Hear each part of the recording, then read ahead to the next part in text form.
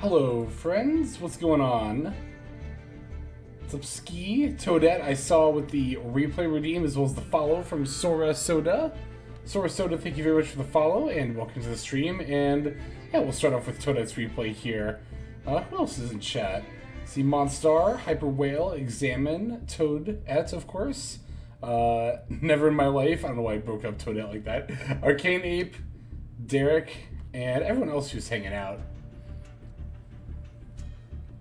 4 a.m. Oh my goodness. Oh, you're asking me if I'm gonna wake up at 4 a.m. Oh no, I don't know. For a while, I was doing the streams like on new pack day, like literally the minute the new pack dropped. But I realized I valued just like sleeping more than that. So, all right, let's see. Yeah, we'll start off with Toadette's replay, and then. I think after that, well, I know after that we're going to be doing some laddering. Just got to figure out what exactly I'm going to be playing against the line time. Alright, so Toadette's got a replay with Val Monica. Just moved to Europe, we get the new packs at 9 a.m. Oh, that sounds very nice. Alright, looks like we're taking the first turn here. That's a pretty good looking opening hand. I mean, got a couple of hand traps. Got our main deck monster, or main deck monster, I should say, Celtrice, Valmonica. I guess Valmonica, no, they have the leak ones. I was gonna say they don't have extract cards, but ooh, we actually didn't find any plays for the draw to, unfortunately. I mean, we do still have a bunch of disruption though, so at the same time, it's kind of like that catch-22, right? Like even if you don't open gas, it means you probably just open or at least drew a bunch of hand traps. So at the very least, you have that. Head blows, actually. I'm starting to see that, yeah. Makonko Horus. I don't know if I've seen that one yet. Also pitching to Caldo. Worth noting as well. For the Illusion of Chaos, Herald F adding Kibesnif. So they definitely already have Imseti. There's no way they don't. Yep, there it is. Along with the Emerald Turtle. We're going to Ash Blossom that. What is the same 6 card pile that deck now with Maxi? Yeah, those definitely exist. I remember Adamantipator used to be able to do that. Oh, I miss that deck. Alright, speaking of Maxi, we're going to fire that off in response to the Great Makonko Ceremony, which is going to summon Ohime from hand here. Drawing Imperm. We already have an Imperm face down, so there is that. Ohime, yeah, I was going to say, I imagine we're going to Imperm that when it tries to get back the Equip spell here, so. They do still have Imseti in the yard, but I think they pitched Emerald Turtle with it, right? Which is kind of weird. So we know that this last card in hand is Kibesnif. I say that's kind of weird because, like, I don't know, wouldn't you want to pitch it with the other Horus name while you have the field spell? Oh, well, never mind, we don't have the field spell anymore. Purrely Rhino coming now, but we're chaining the Valmonica followed with Rhythm. Popping the spell trap, and then opponent's passing back over to us. Ohime is going to equip the Reflection, which is going to take control of the Celtrice here. But we do still have the Draw 2 here. That getting us the Demano and the Angelo, of course, off the Demano effect. Our last quick way spell pulling another Demano from deck. Managing to select it to add the field spell here, which we're going to use to add another Celtrice Valmonica. From there we can normal summon. We haven't even, I don't think we used our hand summon yet, right? Disharmonia, or Arharmonia, there's no H in there actually. Adding the trap card back to hand, okay. Now we take it! That's so good! The ultimate no you. Oh, they don't even stick through to the end of our combo. Boo! Nah, that was pretty good. Thank you very much for that replay, Toadette. Good stuff. Okay. Yeah, Valmonica is a very unique deck and as far as like how it plays. So definitely one that like I still don't know that much about because I haven't played it yet and haven't gone out of my way to look up a guide, but I did see that Mastery Meta put out a guide kind of recently. Alright, like I was saying earlier, I think I want to start with Purrely. Because I want to get some Purrely games, although I had a pretty nice night the other night with playing Horus Naturia. I went on a casual 11-game win streak to start off the season, so that was pretty cool. Let me change over to... I might switch back to Horus Naturia at some point. The deck is so good, honestly. It has really good going first and second plays, but I want to get some Purrely games for the channel, so... Let's start off here.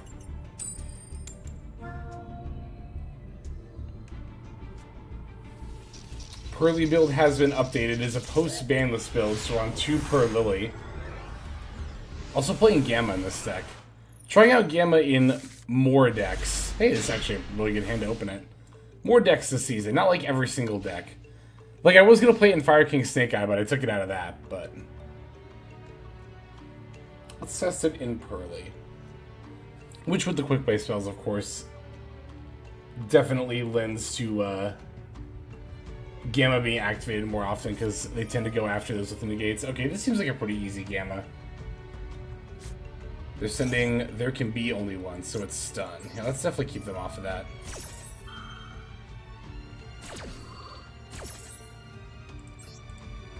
Sending There Can Be Only One is kind of interesting. It kind of makes me feel like they have another floodgate. This card's limited, isn't it? Yeah, okay. Nadir's Servant. That's fine. We can Valor the Ecclesia to stop the Dogmatica punishment. We get to draw one off Garura, so... Let's see. Yep, there's Ecclesia. As I said, we're definitely going to Valor that.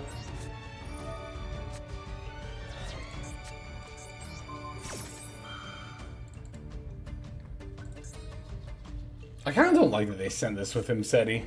Oh, Called By. Okay, so that's potentially one of the cards they were hanging on to, or they top decked it off the Garura.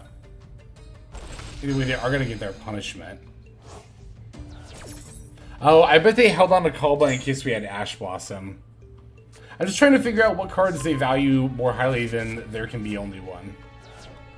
So I think one of those 3 remaining cards is a card they would hold more highly than that, which is probably one of the 2 cards they just set. Okay. That might come up.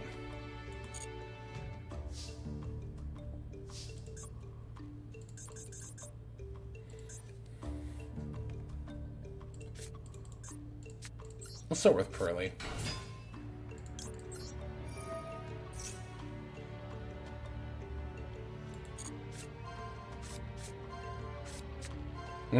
Bad kitty. Ooh, I was really hoping to find something there. Let's see.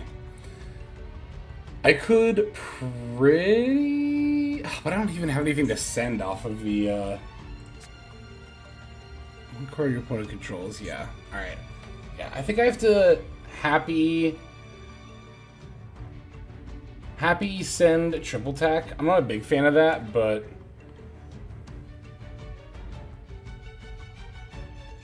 No, maybe I can actually keep triple attack. Well, the other option is to send the other quick play spell, which is like, also not a great... Not something I'm trying to do. I would Purrely for happy. Make sure my card effect is not destroyed. But the problem is, like, even if I choose something, whatever I overlay into won't be protected. Like, normally I would just Purrely for happy and try to battle, but I know they have punishment as one of the face downs, so...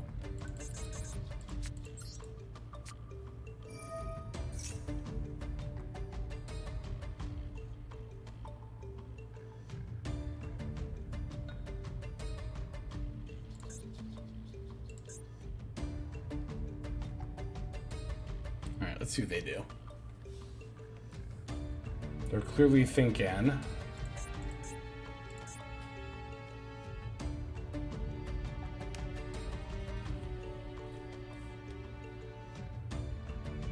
Nothing. Okay. We're just gonna pick Purrely. Yes. Yeah, I'm just gonna send triple tech.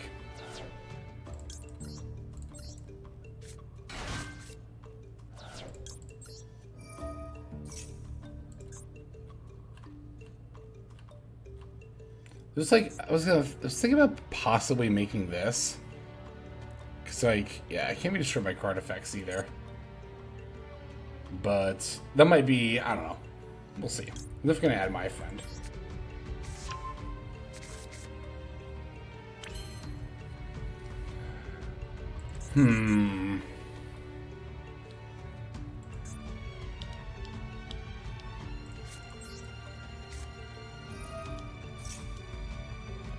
This week in Master Duel will probably be on Friday. Or Saturday. I usually do it like Friday or Saturday. If I do it. Some weeks are just slow. There's just not a lot to talk about. Okay. That's fine. Yeah, that's fine. I don't care about that. So then they're probably going to send Entis next. Actually, that would be fine too. Because I already get the search. Oh, no, I'm just activating it. I see. And now they're going to Entis pop my friend. Okay. This game is destroyed by battle with an extract monster, right? That's unfortunate. Although, wait, I can just negate it and then battle over it. Not this one. Yeah, I could just negate it and then battle over it. Or I could just battle and then Zeus. Like, even if I don't destroy it, then it doesn't matter. Let's do it that way. Don't chain, but show.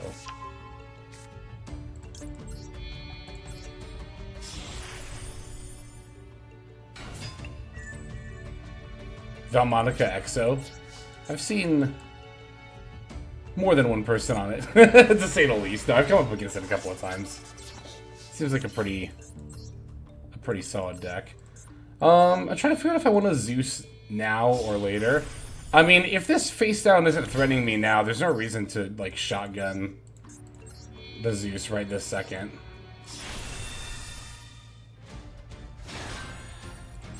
We can wait.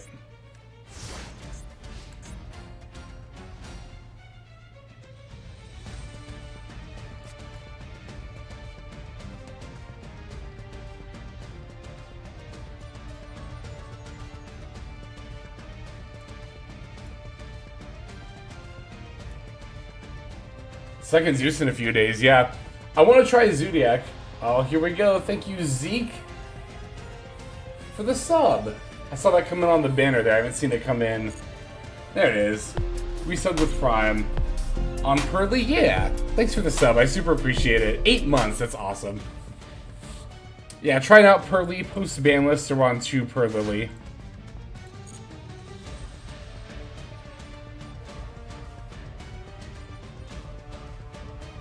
Yeah, I'm doing pretty well. I hope the same is true of you, friend. Okay. I'm trying to figure out if I want to activate this yet. Again, that face down card didn't do anything last turn. Like, we made Zeus and everything and it never got flipped, so I don't feel like the most threatened by it. But at the same time, it's not like I can battle over Ecclesia with Zeus anyway, so I probably am just going to need to wipe the board. A second Zeus has hit the field. Yeah, we'll definitely detach these two first. Okay, Tyrant's Tirade. It's another Floodgate card.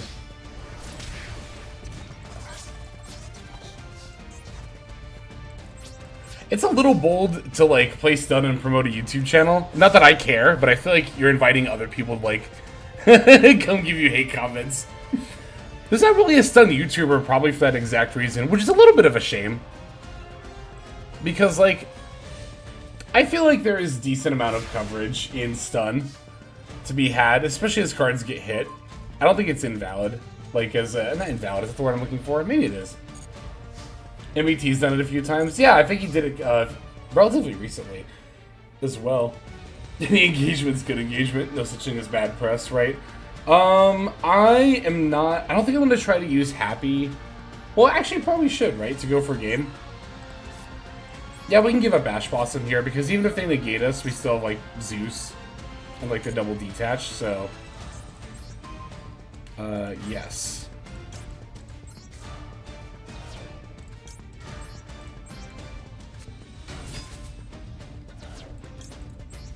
activate.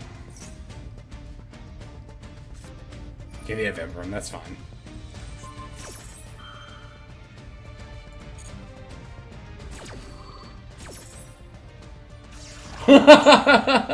Worst kind of trolling play stun on someone else's YouTube. That's really funny, actually. Okay, so I'm definitely gonna battle here. I'm trying to figure out if I want to turn this into Link Reba or not. I kind of feel like there's not really much of a reason to. I'm just gonna go to battle. Because, like, if they summon something... One, if they summon something truly threatening, I can just Zeus. Two, if they summon something with, like, low attack points and battle over Purrely, that's fine. I'm just gonna battle over with Zeus anyway, so... Oh, evenly? That's fine. Yeah, we're definitely gonna be an issue. I kind of don't understand why Stun would want to play evenly. It's not the first Stun deck I've seen on evenly. But, like, what is it? What are you trying to evenly as the Stun deck? Are you not trying to go first and have a bunch of, like, floodgates on the field?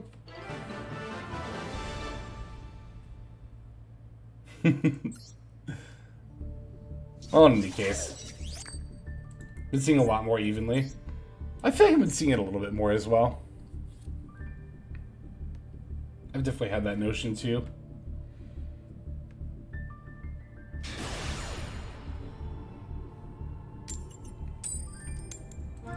Go in second again.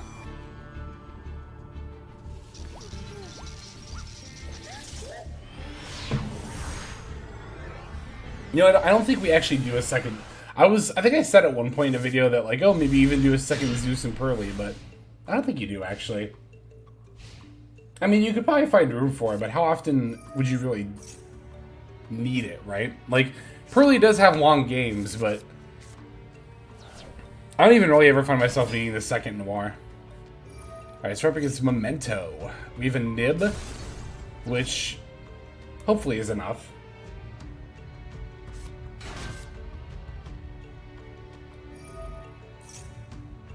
The command for the list? Not... I just need to update it. Actually, I think I could do that right now.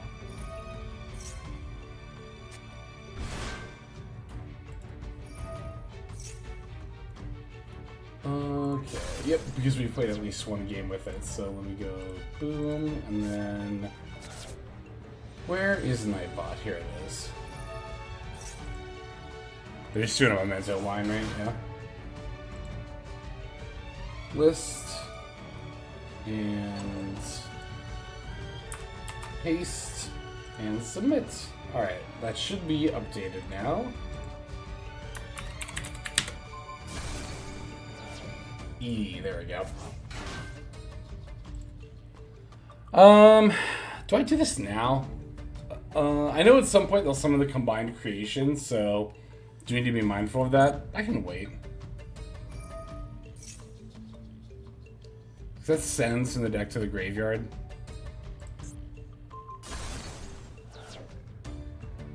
What's up, Flamester? I'm trying to remember. It's been a minute since I've played Memento. Maybe I actually should have done that so they couldn't set up their yard more. Ben next, thank you for the follow. Welcome to the stream. Hope you are doing well.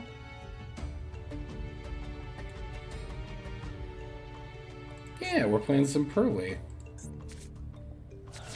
Even though I changed my mate back to, okay, that's not the trap card on the spell.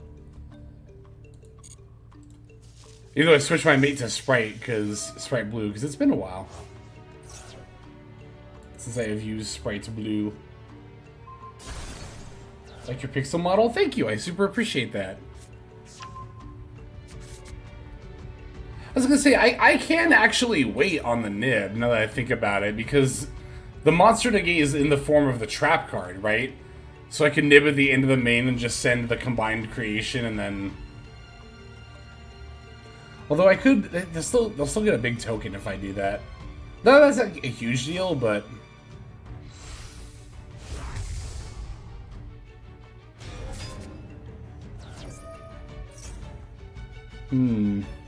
Add up to 2 Memento monsters with different names. Well, they don't even have 5 names in the yard. Wait, is this an if you do? It is, but if they have a mental monster in hand, they'll still get to add, so I don't think I actually nib here. Jet's 2 and Blue Unlimited. Jet's already at 2, but Blue Unlimited would be amazing. Jet at Unlimited would also be amazing. Nimble Beaver to Unlimited would be, I think, the best possible one. Actually, funnily enough. For Pure Sprite, anyway. Yeah, I'm gonna wait for the combined creation.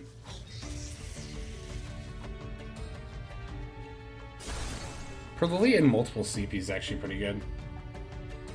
Yeah, they need it for the trap card. Also, if I do it any sooner, there's a chance that, like, they could already have it in hand, you know? Or, and then, you know, the reason I didn't, twin, or, nib the Thunder Dragon there is because if they had a Memento Monster in hand, they would just pop it anyway.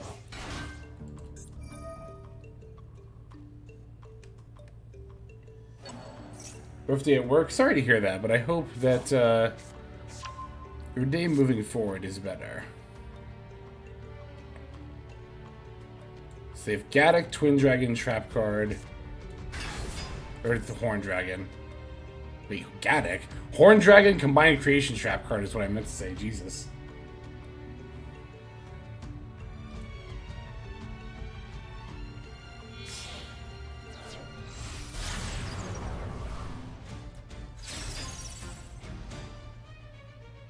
Ah, they know I have nibs. I haven't been hiding it well.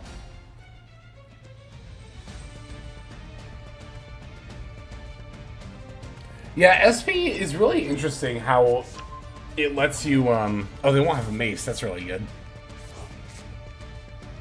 It's rather interesting how it lets you, just dodge certain things.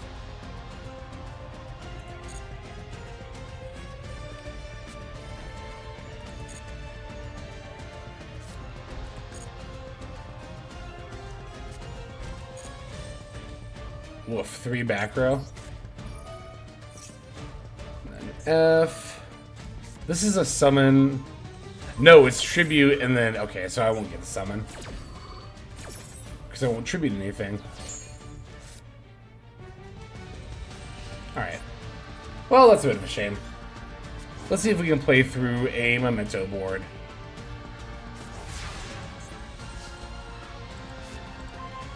That's not bad.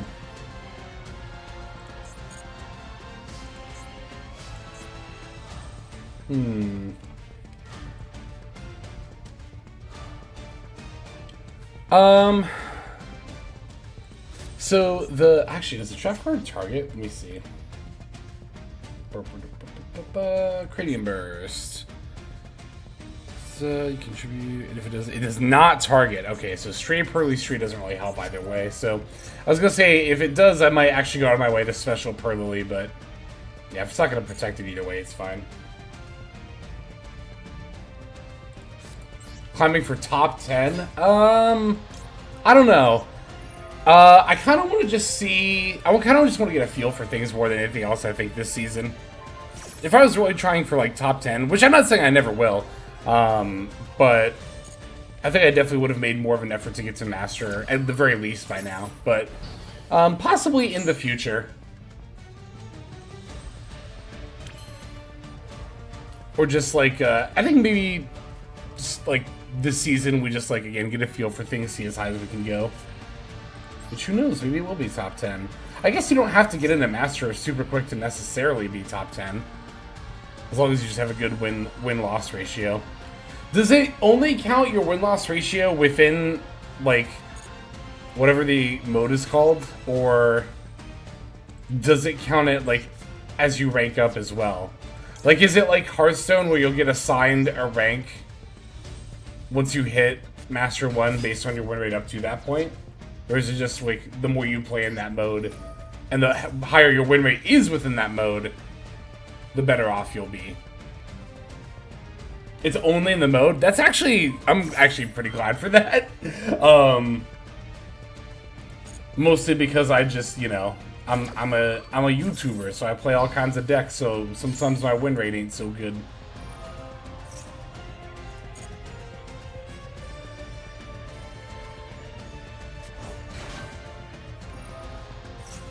You start at...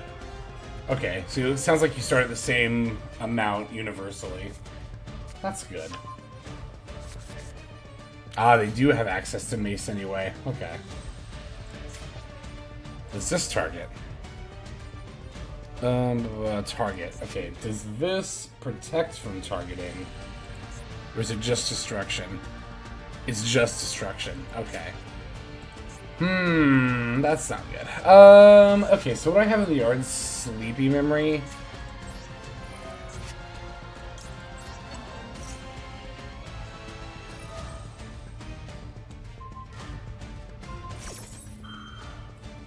Okay, that's actually fine. It's fine-ish.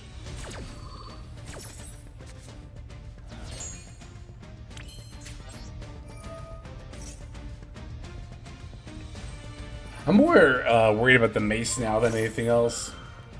If it weren't for the mace, I would actually feel pretty confident in my ability to break this.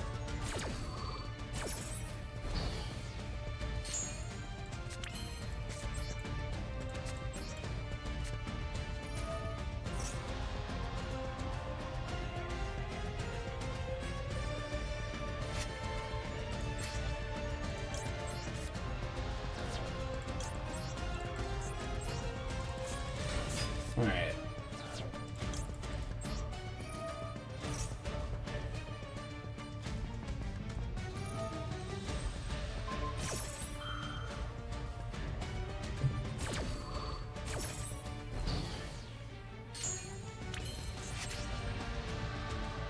Yeah, because that's the thing, right? Like, if it weren't for the mace, I would go for the Nightingale and just go into Zeus that way. I mean, you can still try. Is mace until the end of the turn, or do they just get to keep it?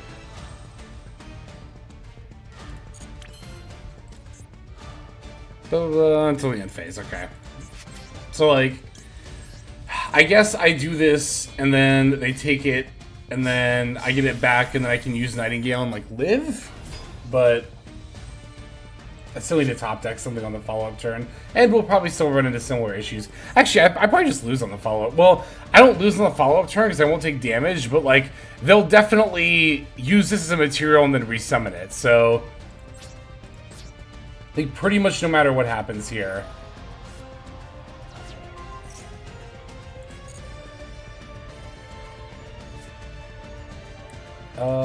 Yeah, just have to pass now.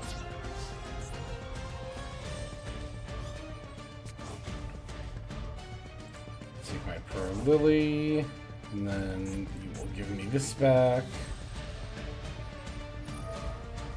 Oh, they're gonna use a material first. That's smart, actually.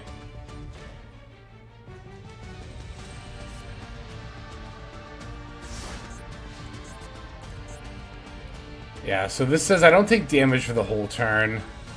Oh, but actually that effect's gonna get negated anyway. I'm just gonna concede. Yeah.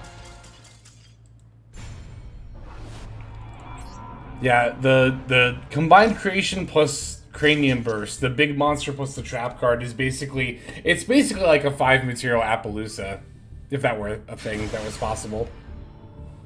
Ramshackle. Looks like we're somebody's final boss. Losing the coin flip again. Although we do have quite a few hand traps, so. Let's see what we got. Yeah, this hand's great.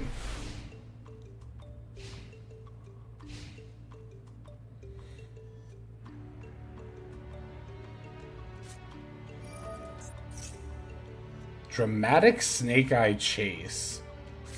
Okay.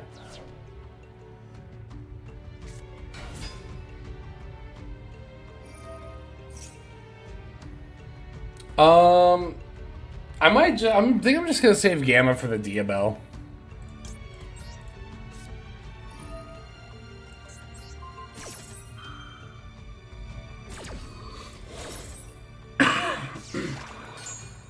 I just want it to be Wednesday, but it is Wednesday. But you mean next Wednesday, I know. Yep, 1 week from today, new pack release. I am quite eager to play Yubel as well.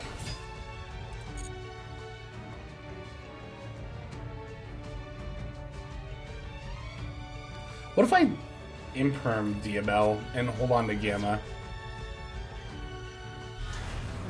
Never mind. Okay. Well, actually, I guess that question is still relevant. It's just happening right now. Well, I have to normal summon Purrely to start my plays anyway, so yeah, we'll just Gamma anyway. Is it the 11th? I thought it was the 10th. Whatever day the current pack expires.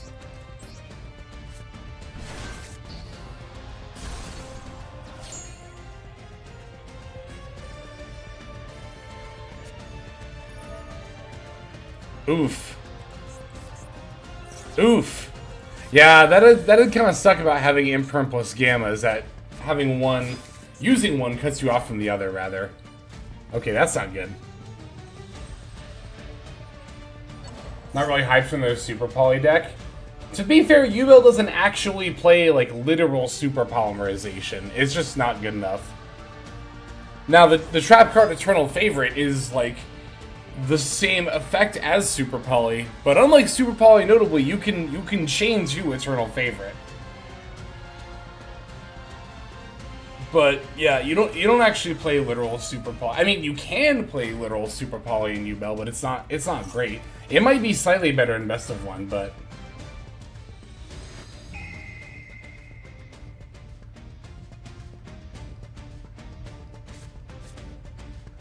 Duel searches it with the continuous spell, right? Which is not the best. Like, you typically don't play it. In fact, you pretty much always don't play. Not Nightmare Pain, the other one, Chronicle.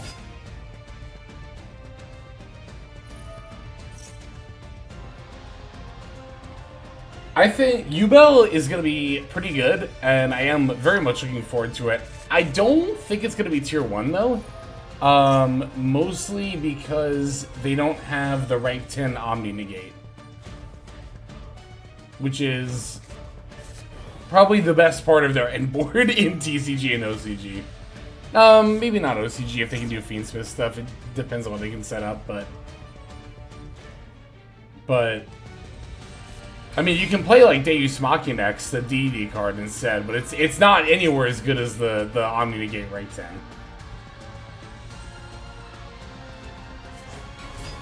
No, I don't think it needs Fiendsmith to be meta. Like, I think Duel will be a tier 2 deck when it gets introduced into Master Duel. And I think if it had the rank 10 Omni, it would be like, I think it would be a tier 1 deck. But Fiendsmith does. I mean, Fiendsmith makes everything better. Fiendsmith is just ridiculous, but Fiendsmith does make Duel very much better.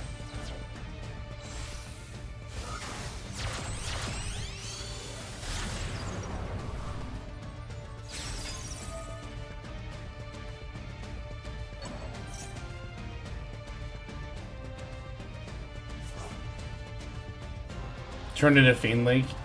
I mean, you do already play like Unchained and Dark Beckoning Beast in Duel, so I guess that makes sense.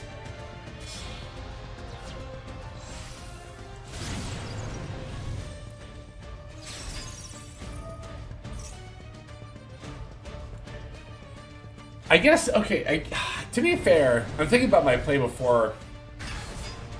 I guess I only should have, well, not only. If I had thought they were going to have another extender in the last 2 cards in hand, then I think I definitely... Well, I know I would have used Imperm over Gamma. I'm trying to... Yeah, I should have considered that before going for Gamma. Because I could have Impermed the Diabell. It wouldn't have been that much of an issue to have it on the field either. I really should have just Impermed it.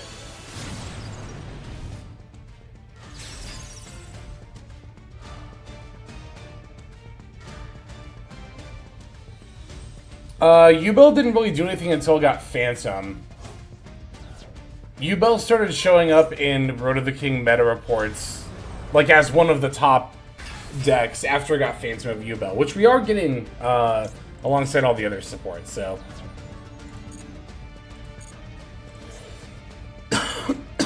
Well, at least I can imprint this IP.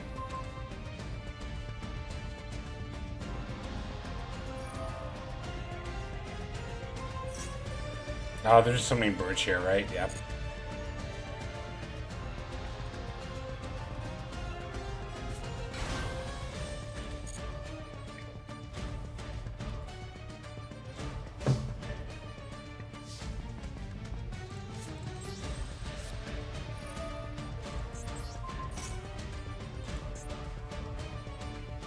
Oh no! Gosh, they're chaining the IP.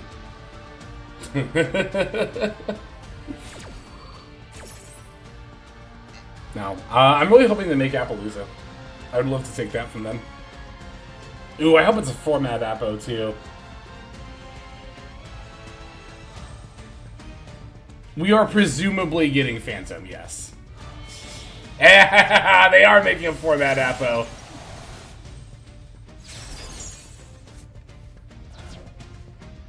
More like Appo loser. I like that, that's good.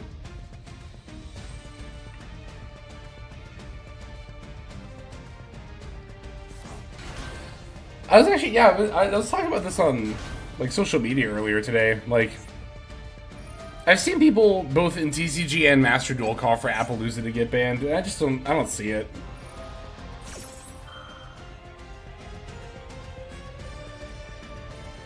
Purrely needs to hit. True, but if nothing else, even if Purrely whiffs, we can at the very least turn it into an SP, which, like, okay, if they're just searching Jet Synchron, that might actually be enough to get us there. And then Oak for not Purrely, Jesus, Poplar.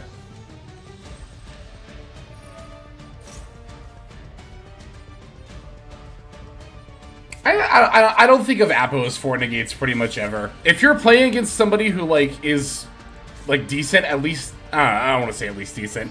If you're playing at a competitive level, I would never, ever expect Appaloosa to get off all of its negates. I would expect to get, like, one unoptimal negate before it either gets battled over or stolen or something. I'm not even using, like, this current game state as an example. I mean that in general, too. Like, when I played in the Challenger Cups with Snake Eye, I, like, never made Appo. I would never, like, because it's just... The thing is, like, especially now that we have SP, I just think the SP is a better thing to go into in general. Oh my god, we're the best player ever, Jesus Christ.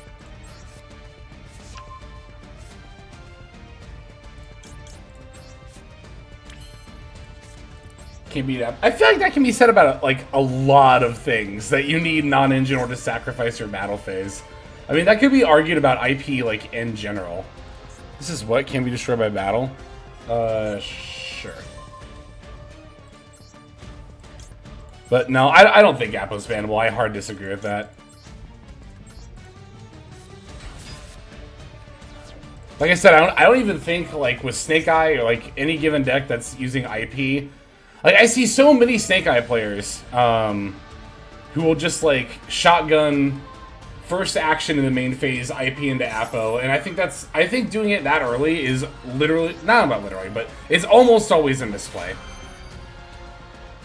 Especially if you haven't, like, if your opponent hasn't done anything to provoke it either. I think it's, like, almost always a misplay.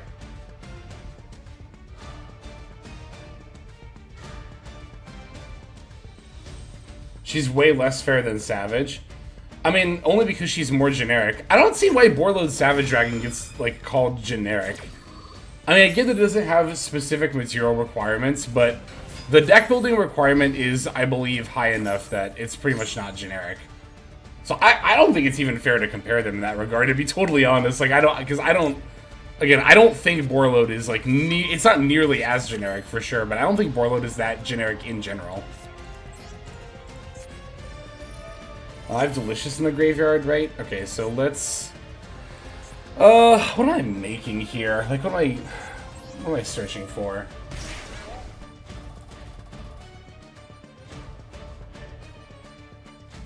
How is one Link Monster in the graveyard a hard requirement? You have to play a combo line that Link summons and synchros for 8, which is not difficult. I never said it was hard. I just said it wasn't as generic as everybody says it is. Like, there is a rather specific kind of... Actually, hang on. What am I getting here? Why would I go for Sleepies? Should I go for Pretty here? And then I can eat some of their board? Yeah, let's go for Pretties. No, wait, I could go for Happies. Oh my god. And battle over multiple things as well. And then search? Yeah. Well, Happy... Hang on. This is when I do damage, right? Or do I just have to battle? If this card battled... Oh my god, alright. We're definitely getting Happy Marisa.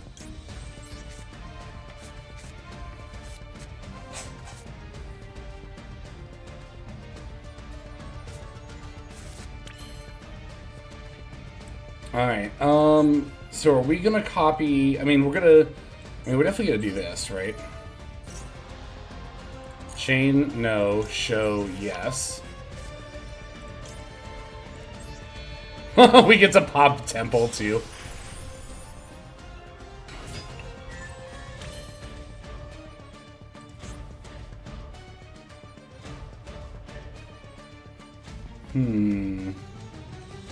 I'm trying to think if I should... yeah, I should. Like, what is the reason to not go for Plump before moving to battle, right?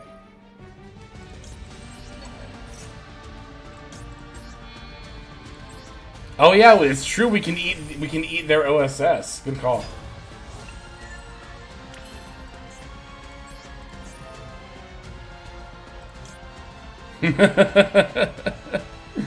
Sure, why not? I'll just eat their triple attack. Gimme, gimme, gimme. Yum, yum, yum, yum.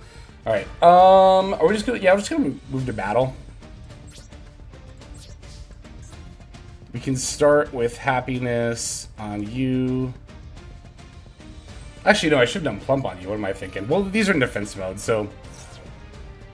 I could also negate it. I could also just negate it. We'll just negate it.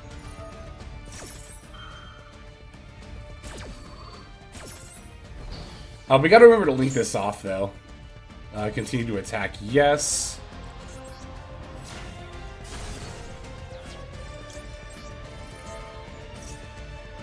Raging Phoenix is gonna activate. We can negate that.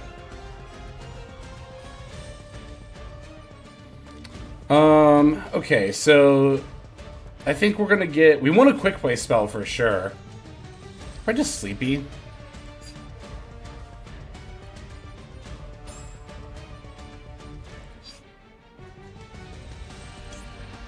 I'm trying to think if there's any reason I would want any of the other ones, like Pretty Memory. Well, but we're not gonna, like, we don't have another... Yeah, I'll just get this, sure.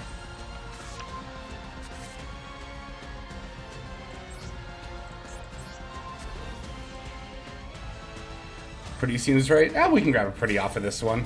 Either way, I want quick play spells because I want to summon a Purrely, because I want to link off their Apo into my SP.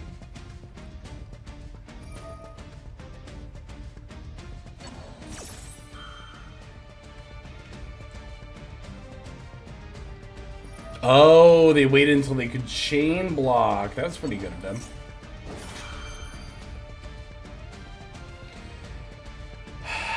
I think I do still use this, even if it's just against Poplar, because it might deny them the ability to send it off of something later. Also, I gotta remember not to link off or do anything with Plump in that regard, because then it'll put OSS back in their yard.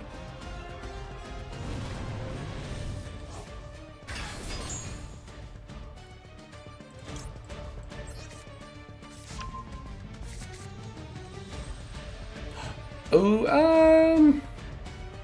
yeah, that's too bad that doesn't really help me here. Wait, it could, though. How much attack does this gain per material? 300? Ah, I would need to activate both and use... and not discard either.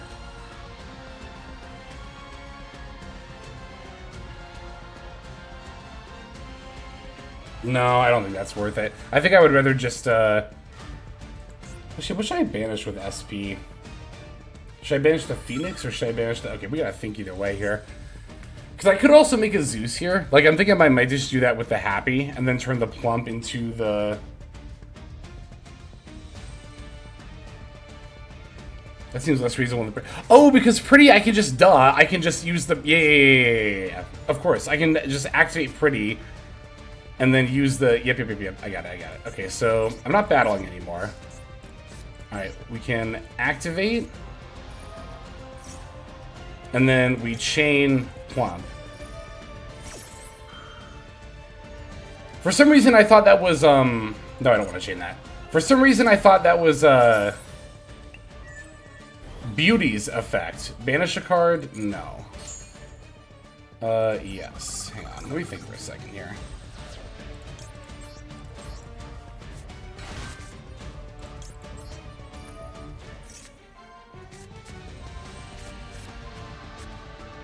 Oh, that's too bad. Okay.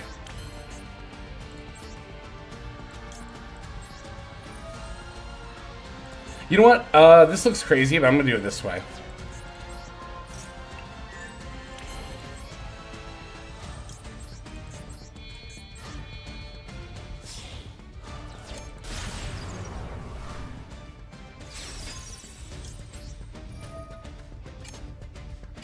You...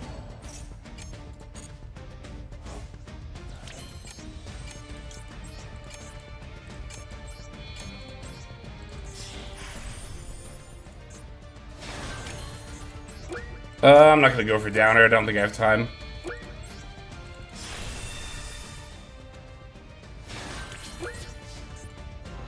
All right.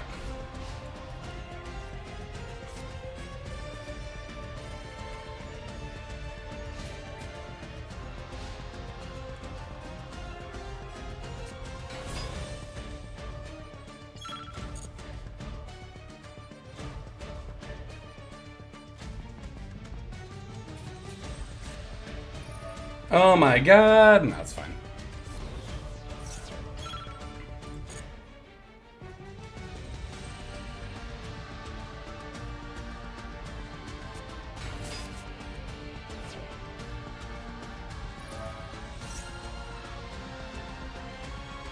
Yeah, pure Snake Eye is very crazy to play right now, I agree. Yep, that's fine.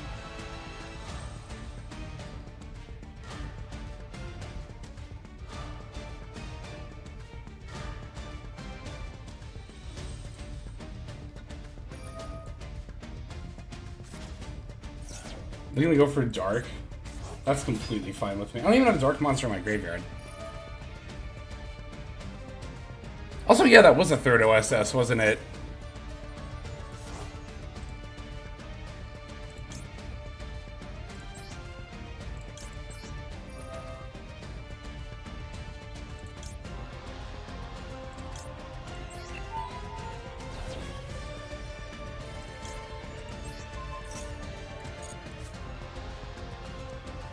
Just don't want them to drop the Bellstar.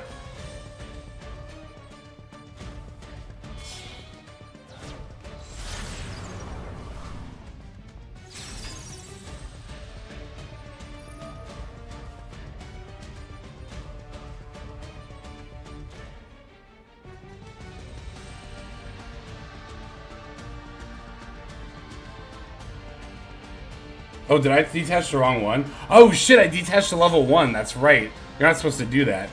That was a misplay. I totally forgot about that. This is fine, though.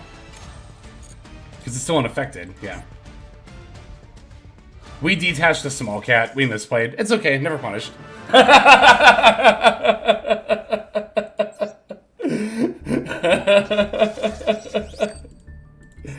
Oh, that's good. Oh, on a save, I saw the replay come in. We'll check that out here in a little while during intermission at the halfway mark, which might be an hour and a half. I might do only a 3-hour stream instead of 4 today. I say only. Oh no, only 3 hours instead of 4. But it's probably within the next like half hour, so we'll go ahead and check that out.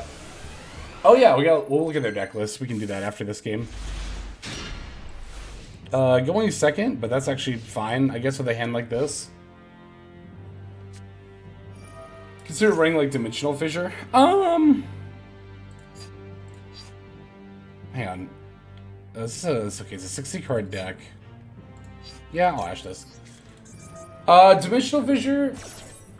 I guess I haven't really considered it, mostly because, I mean, I guess it wouldn't be too difficult. You probably just play that instead of like triple tax or something, right? I was gonna say make room for it, but there's not much that much amount of room making you would need to do. I don't know. Oh hey, this is Coops, by the way. I just realized that. This is like a known viewer, Coops. Cool.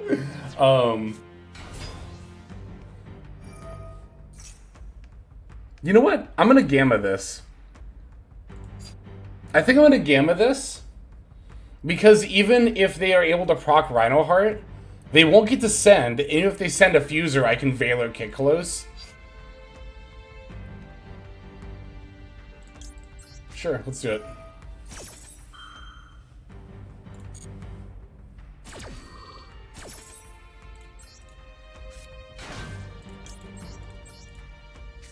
Secret viewer duels.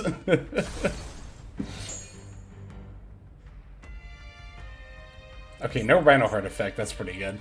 I was thinking that was probably going to be the case.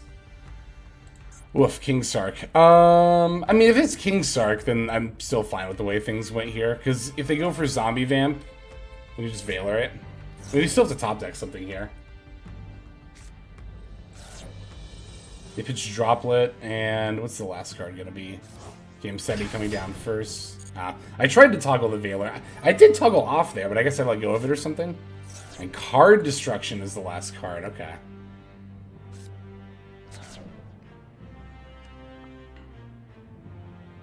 Yeah, we do still need to top deck a Purrely card. It could be any of the quick play spells. We'll have the triple tack to discard.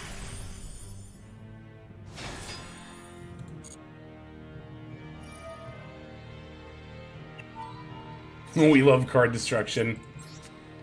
I mean, honestly, any deck playing card destruction is probably pretty cool. Or an FTK, which is less cool.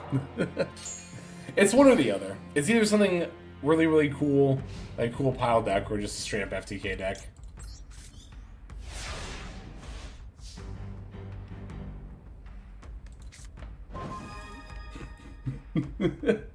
Anything but delicious works, says Blaze. That's good. I mean, we still do things with this, though, don't we? Oh, no, delicious does work, because, I can still use it on their monster. So we're actually fine. Okay. Yeah, I thought it was my own monster for a second as well, but it is any monster. Just a note, we can't destroy this zombie vamp by battle.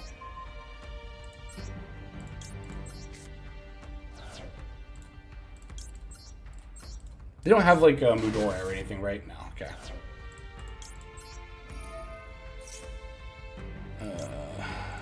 My friend.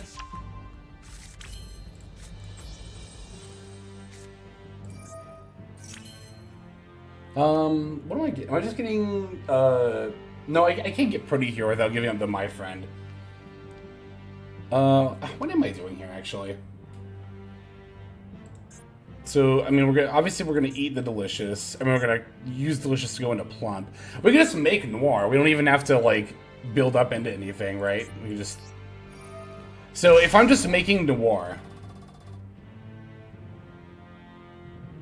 I probably just want Sleepies for drawing, right? Actually, am I gonna have enough materials to do that? Yeah, I will, won't I? Because it'll be 1, 2, 3, one of their spells, 4, Sleepy is 5. Yeah, that'll be enough. We spin Sark. Yes, I'm just trying to figure out if we do it, like, immediately. Also, can we target this? No, we can't. Ooh, this does have target protection. But, I mean, yeah, that actually is kind of a problem, isn't it?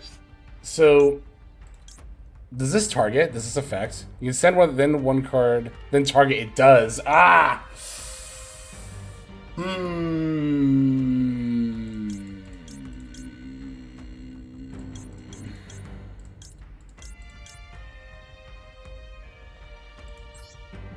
Alright, well, I guess we'll just draw.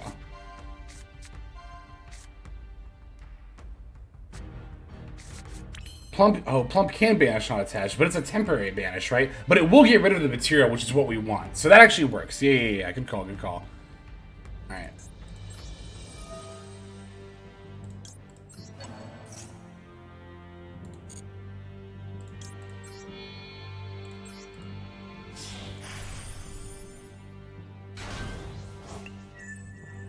Alright, so now we activate and chain this one. Yes. Alright. Successfully navigated the menus. That's half of playing Purrely in this game. Banish a card, yes. You. Now activate.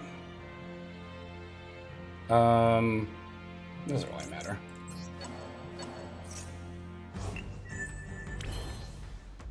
And then, let's see, making the Noir. I do agree we should spin the Sark. I'm just trying to figure out if I want to do it right now, or if I want to wait. What would be the reason to wait? Here, I think of one. Alright, so... I can just detach the triple tack and the card destruction. And it'll still be at more defense than Zombie Vamp has attack, so we should be good. I mean, it's not going to have 5 mats, which kind of sucks, but, you know.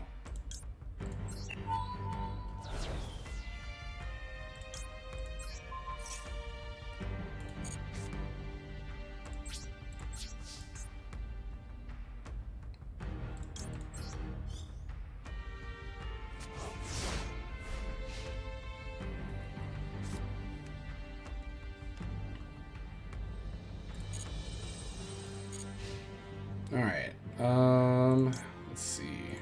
Let's draw our 1 card. Alright, well, it's a quick play spell. What do we have for my friend up? We're not in, like, an awful situation here.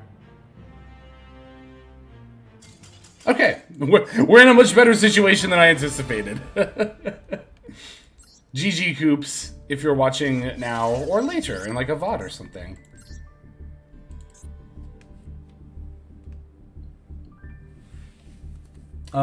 Shoot, I was saying something before I realized it was Coops. I don't remember what it was now. Oh well.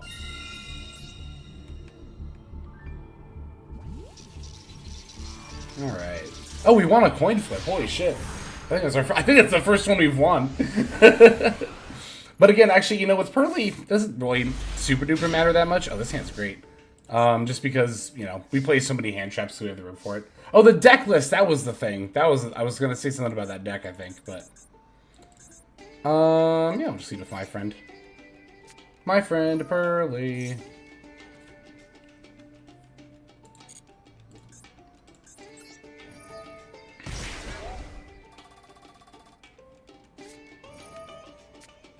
Alright, there's the Ash Blossom. So we're gonna spy on their hand. Wait, are we gonna do that? Let me forget. Well... okay, let me think about this for a moment. So if I pretty for Lily, then I can search Yeep and go into... I could go into Noir, but it won't be a 5-mat Noir. I could sit on Beauty. Well, I could sit on Beauty and then still be able to go into Yeep. Yeah. We definitely hand rep here.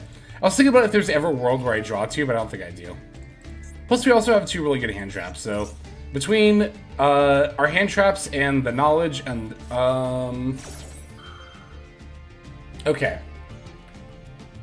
Let me think about this for a second. So...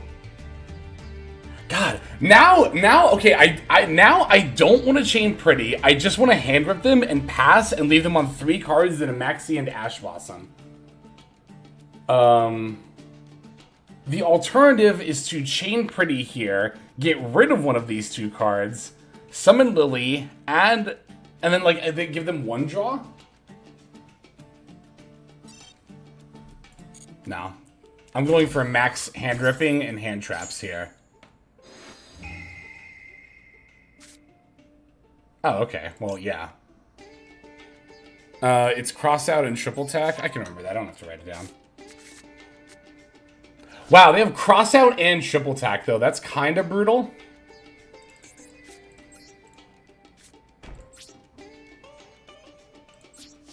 Alright, we're definitely going to draw phase Maxi them. I would normally never advocate for this, but our opponent has, like, the most specific hand in the world where this is correct. They're going to cross out. They're not going to cross out. Okay, they didn't draw anything then.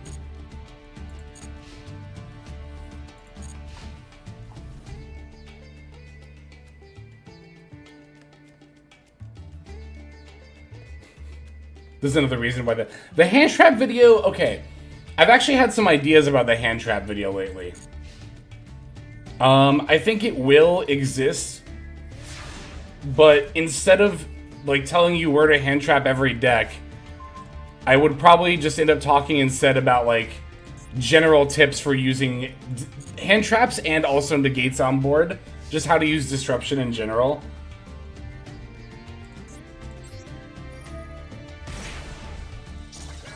Alright, oh god, okay. So we have Pretty face down, right? So I guess now, I mean, we definitely always pick Delicious here.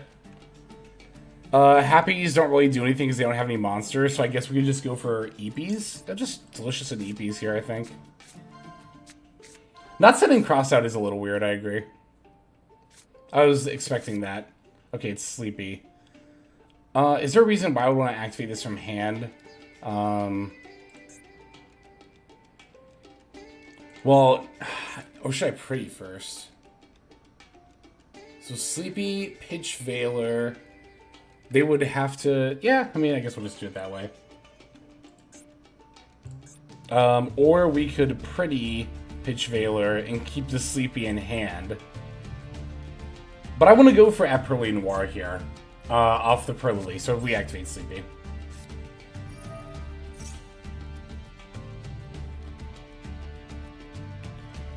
Chain another card effect. No. Yes. Veiler. Okay. Once again, menu successfully navigated.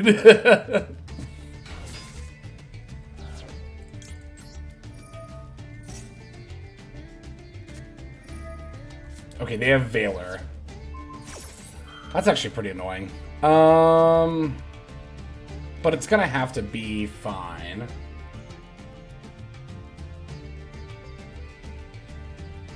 I'm not chaining this now. I don't have to. I kind of... Okay, actually, you know what? Doesn't it make a lot of sense to just use Pretty and pitch Ash Blossom now? Because if I know their hand is cross out and triple attack, this Ash Blossom not only never resolves, but just gives them, like, 2 more draws.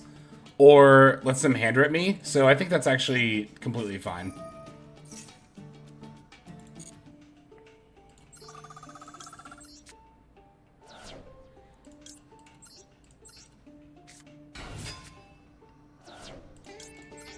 Alright. Ooh, that's actually not... That's not bad. Oh, but I don't have a way to... Yeah. I don't have a way to use Lily's effect, so it doesn't really... I was gonna say, I'm probably just gonna end up making Zeus anyway here. Yeah, this is just a Zeus. Like, pretty easy, I think. Oh, I saw someone ask difference between member and Patreon. So Patreon is kind of like its own content platform, I guess, is how I'm doing it now. Like, I upload full length being like usually at least 15 minutes, if not like 20, videos to Patreon. Okay, that's not more attacks. But like YouTube channel membership stuff is like to see stuff like the deck profiles early. Like on Sunday I went crazy. I uploaded like 5 videos. So for those who happen to be YouTube members, that would be like the whole week's worth of videos getting to see it all at once. But I have kind of been thinking about like maybe uploading some of the exclusive content for YouTube members as well, just so like they're not missing out too much. I don't know. I still gotta kind of figure that stuff out and what exactly I want to do with it. Which, admittedly, I probably should have done before I launched the program, but it is what it is. It's fine. So cross out, triple attack, and then whatever they top decks.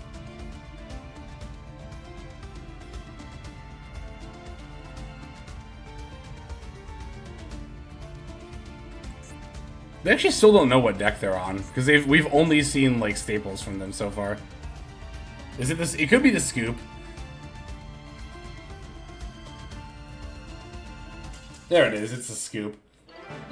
Oh, let's look at the last couple of decks there, because I want to see that one too. Actually, I want to save that game as well. Let me. I don't need like all these replays. These are all Naturia Horus games.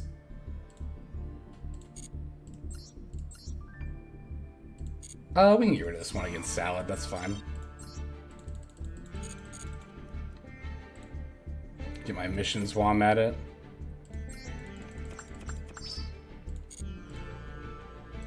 They had Kieran. Did they? Is that what I put back? Is my memory that bad? I wouldn't be surprised if it was. No, we put back, I guess it was Kieran. Was it? Jesus, I don't even remember.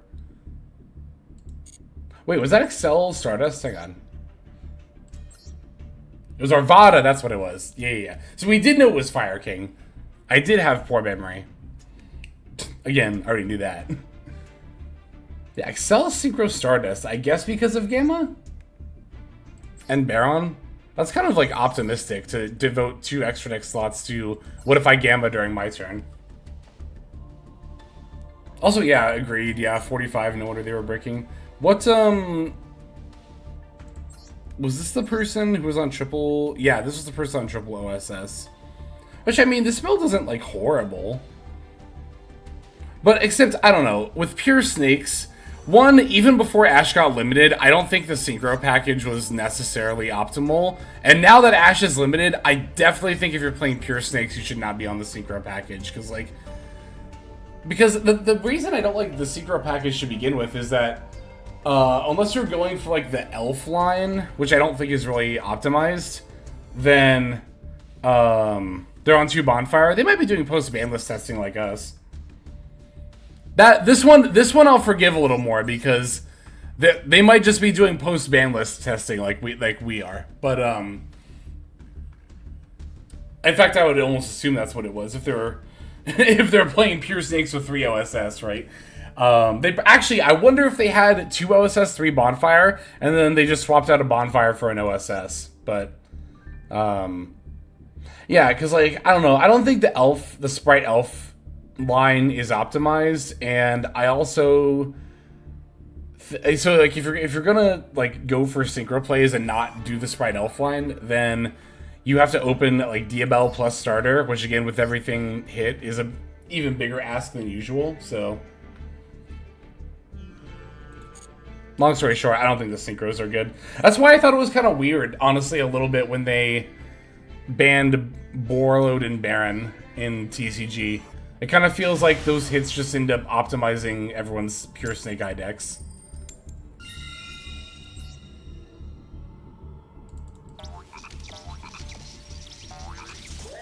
Alright, let's see what we can do. Let's see what we open here. Let's see how we can do. It's not bad. Not a bad hand at all. Yeah, we'll do some Purrely here.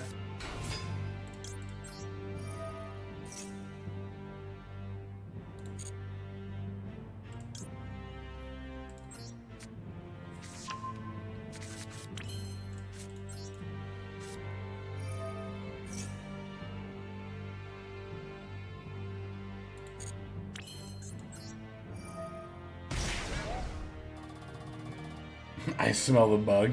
Probably, yeah.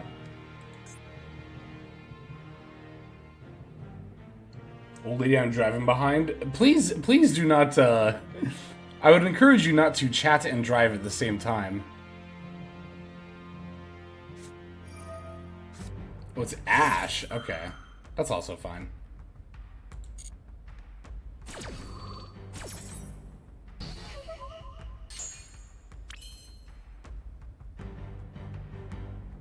I drive in Duel, you should definitely not do that. You should absolutely not do that. That is a pretty poor decision, in my opinion. Like, you can Duel when you're not driving. There's so many times where you're not driving. Why are you dueling while you're driving? You should be driving while you're driving. But you say does it? Okay. I'm laughing as a funny joke, not because I'm condoning it, but that was pretty good. But you say does it? Oh my god, this is a very, very good kitty. Holy shit! That was the best kitty I've ever seen in my life! What the fuck? That was delicious and sleepy. I didn't even see the delicious at first. I was like, oh, sleepy, that's really good. What the fuck? Jesus. Oh my god. Alright.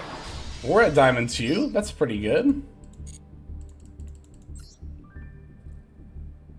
Yeah, I would definitely not encourage any of that. In fact, No.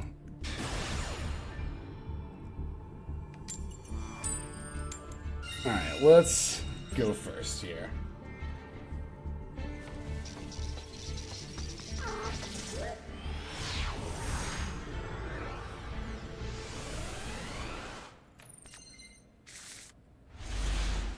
Ooh. Yeah, this hand's fine, actually. This hand's pretty good. I do have to make a decision with the Happy. I think I have to get rid of Gamma. No, that's not multitasking. That's endangering people's lives, honestly. I will say, like, you know, when you know someone who's gotten fucked up by texting and driving, it becomes a lot less cool. And if you're gonna continue to like promote that, I will just either like mute or ban you. I'm not kidding about that at this point. All right, you were warned. All right. Let's see. One card on the field. Okay, so I can... Yeah, I'll have to set triple attack here. That's fine.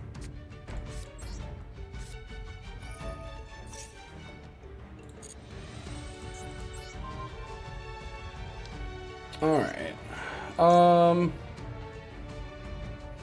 Yeah, I don't want to get rid of Gamma, but I feel like it is probably just the best thing to get rid of here.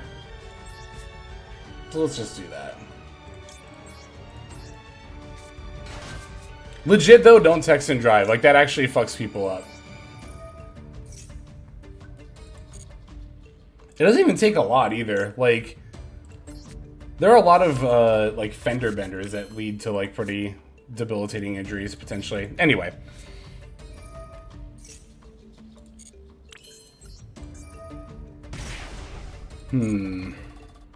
I guess we'll just do Delicious Happy Happy, or, I mean, Sleepy Sleepy here. So, like, but the problem is, I don't have another spell in hand. Like, another quick play spell. Like, I could copy Happy, but that doesn't really do anything either. Okay, I think we're gonna have to kind of rely on finding another quick play spell off the Purrely here.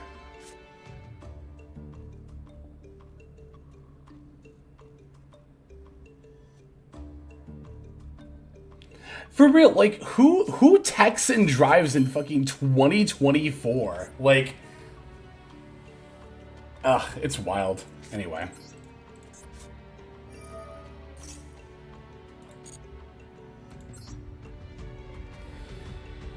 I'll keep C. That makes the most amount of sense.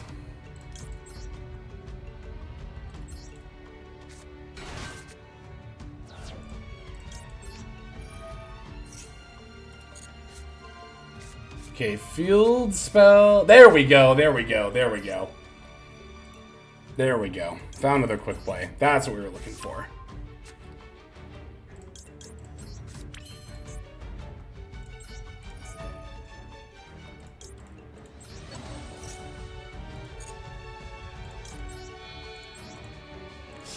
Alright. I'm trying to figure out still if I'm gonna... I guess I'll just use Purrely to go into Link Rebo. That's probably just what I'm just going to end up doing with it, I think. Chain, yes.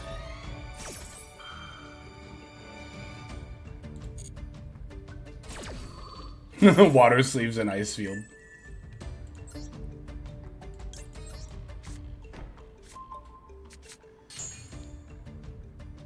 This prevents it from being destroyed by battle or card effect? By card effect. Alright, let's definitely do my friend then. No, I think I'd rather hold on to Max C here. Yeah, I would definitely rather hold on to Max C here. And then, I guess we're just gonna turn this into Link Rebo. Yeah. There's a reason to keep it on the field, I think. Could be Ice Barrier. We still never have gotten that Ice Barrier support, have we?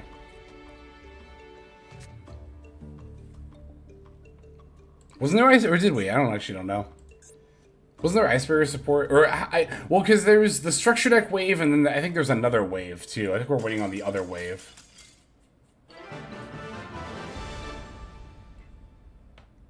Actually, what were they on? Let's find out. Was it Tier? Was it Ice Barrier? It was Tier, holy shit.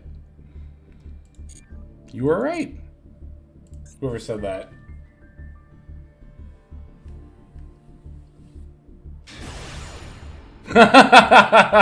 Great name. I love this name.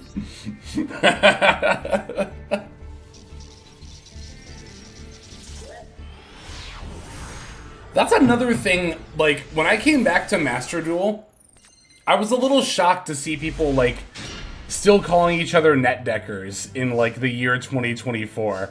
I'm like, is this a fucking Pojo forum from 2006? What the hell are we doing here?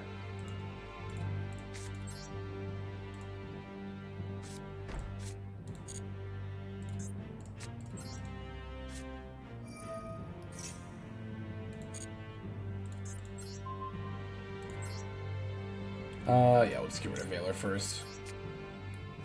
Like, I remember when I used to get mad at people for net decking, honestly, and then I turned 12, so, you know.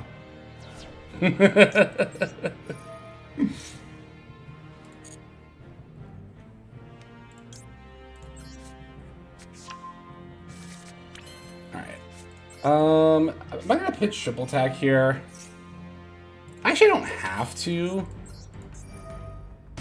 Actually, I don't know if I will, because I guess we'll see what we get first, right? You've been net decked, how do you feel?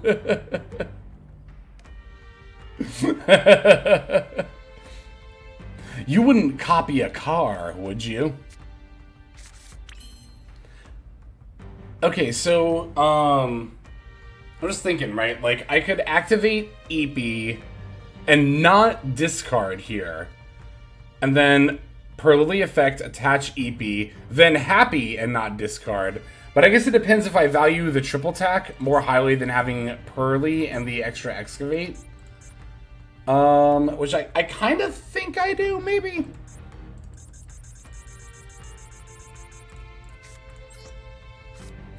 I know, right? Like, those ads were never felt effective, because I always felt the same way, James. Like, whenever the ad would be like, would you download a car? As a kid, I always think like, yeah, 100% if I could. Absolutely. I don't think I want to do it. I don't think I want to do it.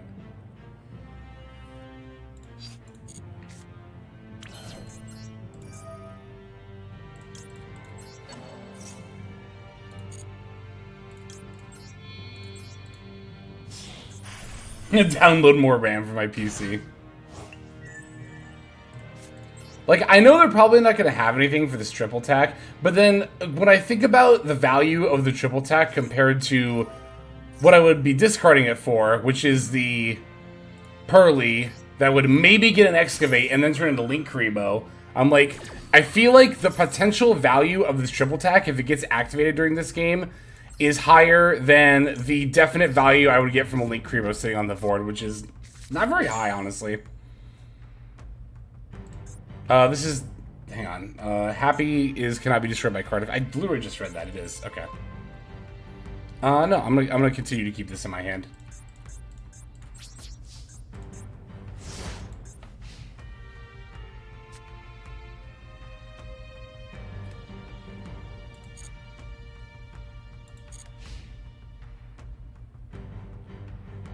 Alright, and then... I'll download a whole new phone. Oh, delicious. Where were you? Where were you last turn?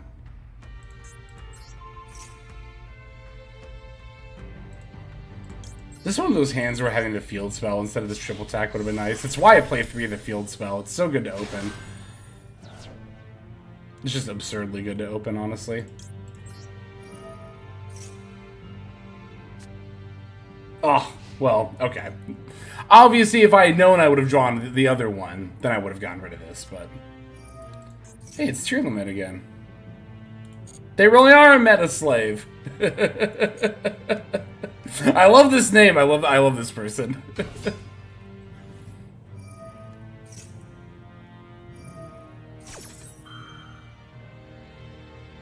I like to imagine this person just walks into a room full of Blue Eyes players and everyone just like stops talking and stares at them until someone points and yells, "There he is! Get him!"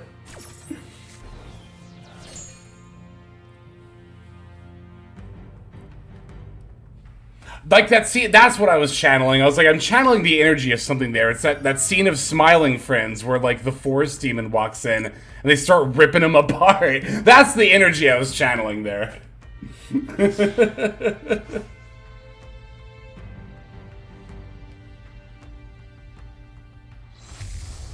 Alright, Kikalo's coming down. I'm just gonna imperm this.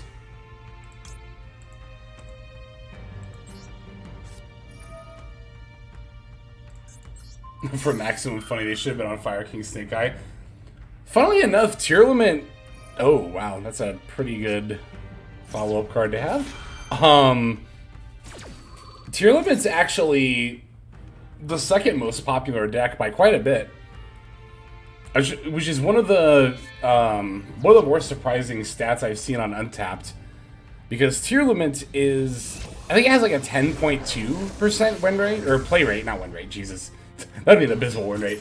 It has like a 10.2% popularity rating, but Rescue Ace only has like 6.7. It's something like that. Let me, people love Tearlament.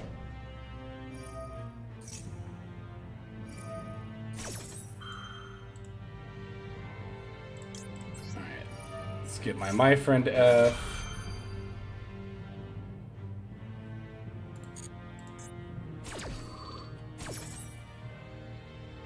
Okay, we can get this and this.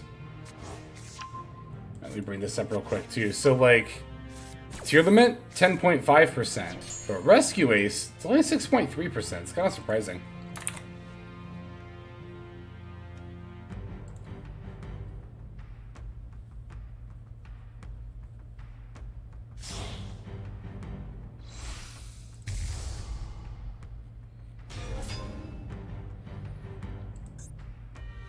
Roll Colosse A. That's fine. Oh wait, no, this is definitely gonna be lethal on board here.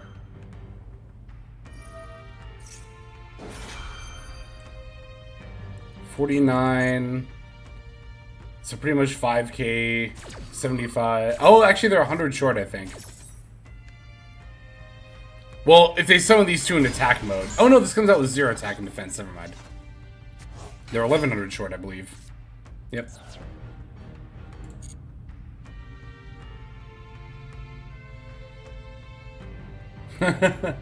Yeah, this one's probably gonna be a loss, but I'll play it out. I'll make them play it out.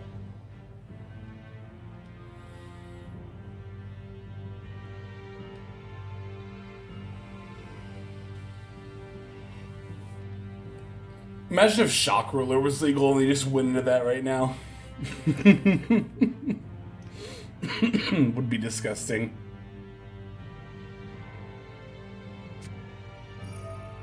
Sometimes I think that when I see my opponent with 3 level 4 monsters. Because that still feels me like...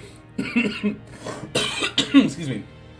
I think much like how Gore's attack order never fully leaves your brain, nor I think does the fear of seeing your opponent have 3 level 4 monsters on their field. Once you've been Shock Rulered or played in a Shock Ruler format. Shock Master, that's right. Shock Master was a huge mistake.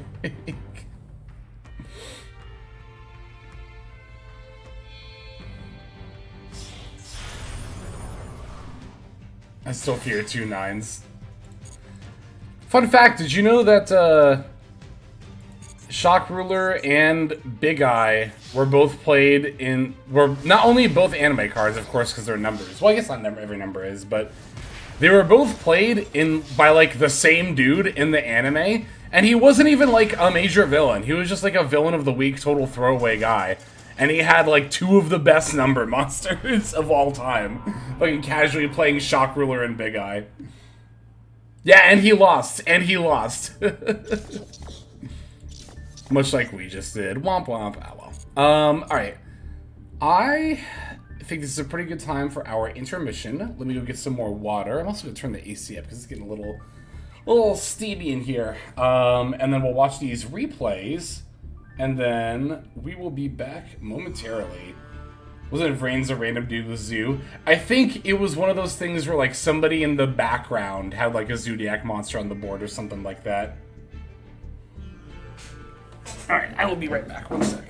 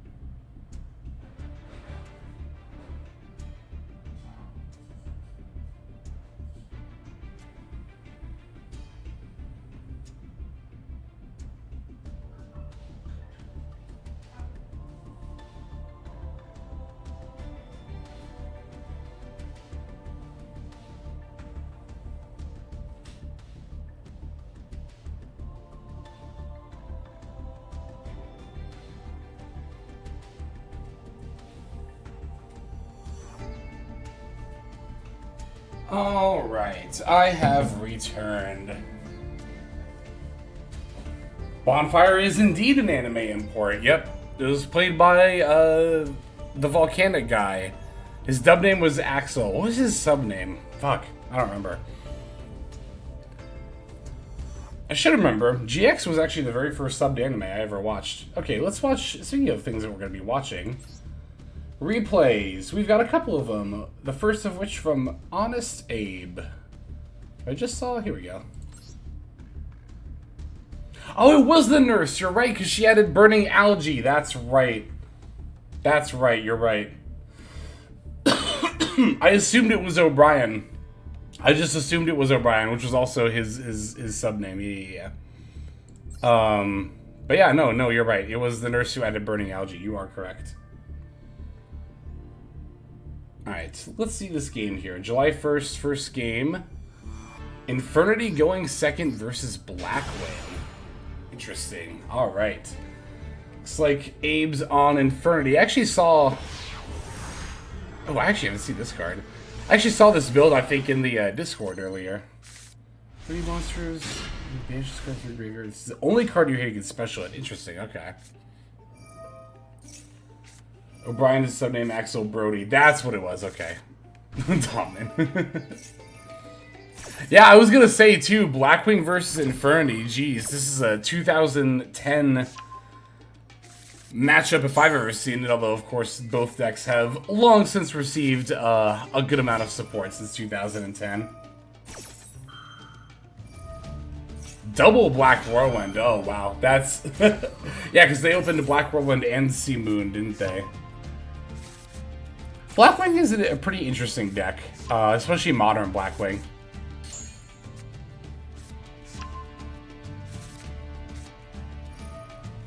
I played it once on the channel, like on Master Duel, but yeah, I think the last time I had played Blackwing before that was like probably around 2010 or like somewhere close to that time. I was trying to think, because a little while ago, I was talking with friends about, like, competitive decks that you know, you've used in the past, and I was thinking about every deck that I brought to, like, a regional or higher level event. I don't know if I actually brought Blackwing to a regional. I know I played in a win-a-box. I actually won a win-a-box with it. But that's the only event above a local off the top of my head I can remember playing Blackwing in back in the day. Replay chain? Hell yeah, we'll check out Almic's replay after the 2 we got lined up already. Alright, so they got the full Armor Master out. Now, let's see how many Tax Dragons come down. This might be all 3 Tax Dragons, actually, now that I'm looking at it. Oh, maybe it's gonna be 2 in Draco Berserker? No, it's none of them. What? Huh? Okay. Well, that's definitely really good for us. I mean, Draco Berserker and full Arm Master. Well, I guess now just full Arm Master. We're still gonna have to play through, but I guess they're not gonna be burning us today. They even had a 4 plus a 6.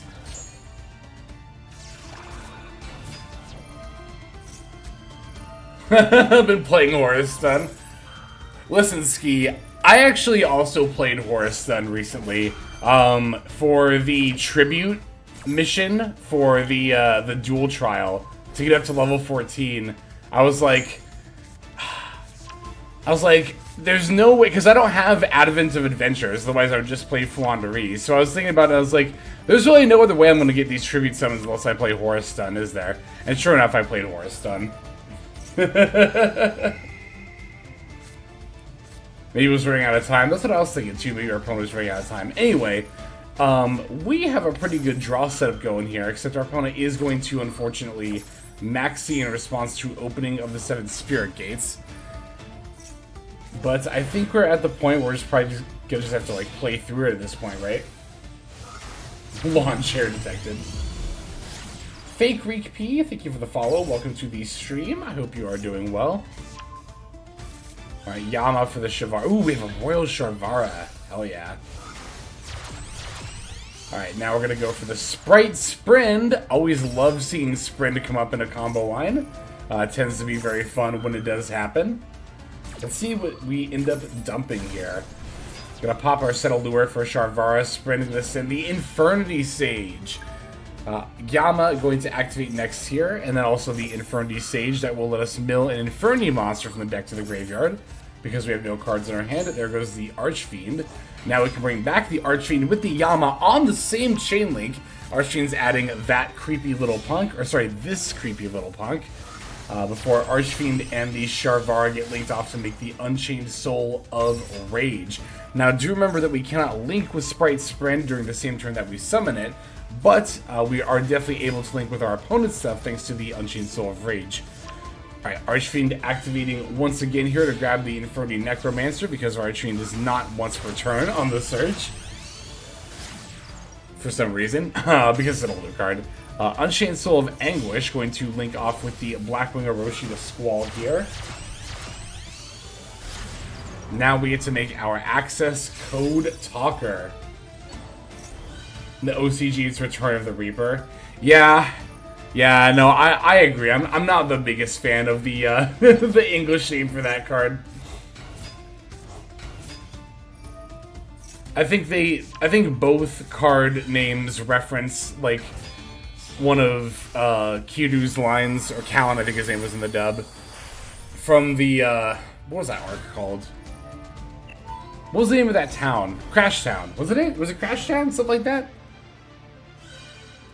They both like reference that arc, but their respective sub or dub lines. Anyway, that was quite the access code finish. Casually dealing almost 10,000 points of damage in one single attack, showing one of the very many ways in which the Infernity deck is capable of OTKing. That's the thing about Infernity, right? Once they get popping off, they are definitely a force to be reckoned with the Archfiend just constantly gaining more and more and more resources. And as more and more good Fiend support comes out, particularly that Unchained stuff, you know, it is one of those decks that definitely benefits from that. So thank you very much for that replay submission, Abe. We do, of course, have a couple more here. Next one comes to us from Gasstroke. Let's see. I don't know if I have you added off the top of my head, so let me take a look here. Alright. And then... yeah, there we are. Oh, I am following you already. Okay. Top replay. Be wearing Triumphant Pride. Participates a dizzyfying fall. It was Horus Stun. It was Horus Stun. Let's see what we got here. Our Master Duel. Yeah, I was placing the wedge counters, which you can remove from cards to, like, take control of them or something like that, I think.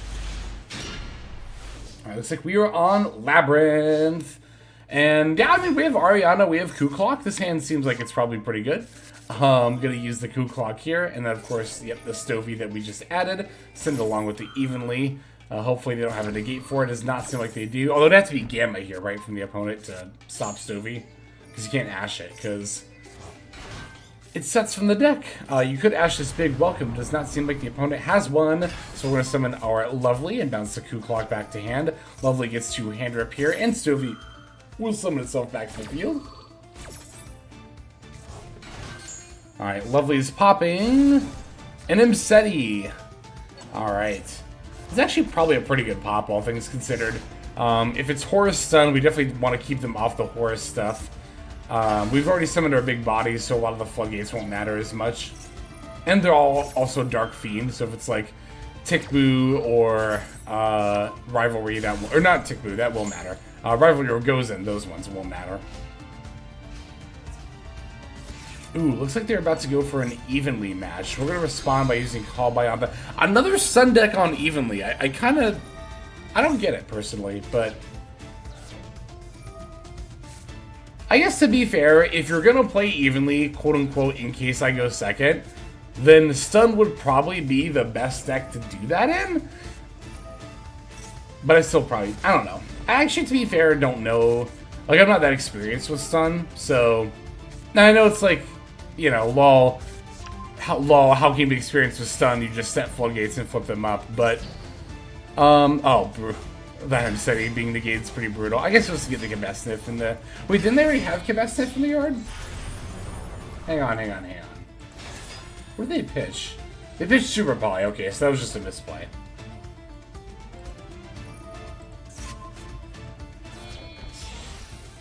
Alright, there goes our transaction rollback. Oh, Pain Gainer. Oh. Well, that was not what I was expecting. It doesn't matter, it's just going into an SP Little Knight anyway, but... Yes, the field spell. The field spell is King's Sarcophagus while it is in the field zone. So, it's not quite as good because they can't use it to discard to, like, send more stuff, but... yes, the field spell is also King's Sarc. The field spell, I think, was actually follow-up support? Question mark? Was it in the TCG? / OCG? I think Horus might have gotten multiple waves in paper play, and then we just got it all at once. Maybe. I don't know that for sure. Yeah, we get to evenly them right back, and they're choosing to keep the field spell. I feel like that was definitely a misplay, right? Well, I don't know. I see why they kept the field spell. I guess, I don't know. Well, it's kind of debatable. I don't know. Because it was between SP, the field spell, and skill drain.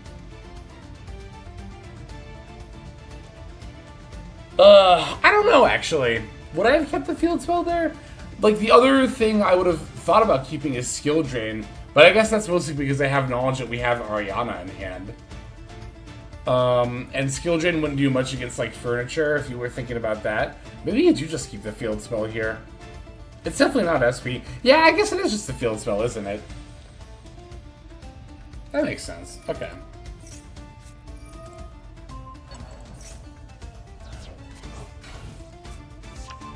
Horus is a crazy archetype. Why isn't it up there with Fire King? Real talk.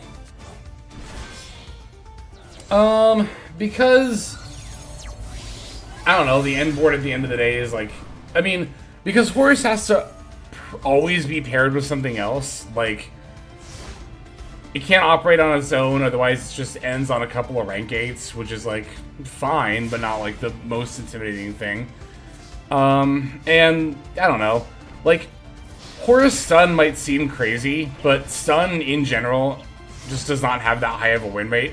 I imagine Horus Stun is not any exception either. We can actually look at that here in a second. Okay, they ripped the King's Sarc.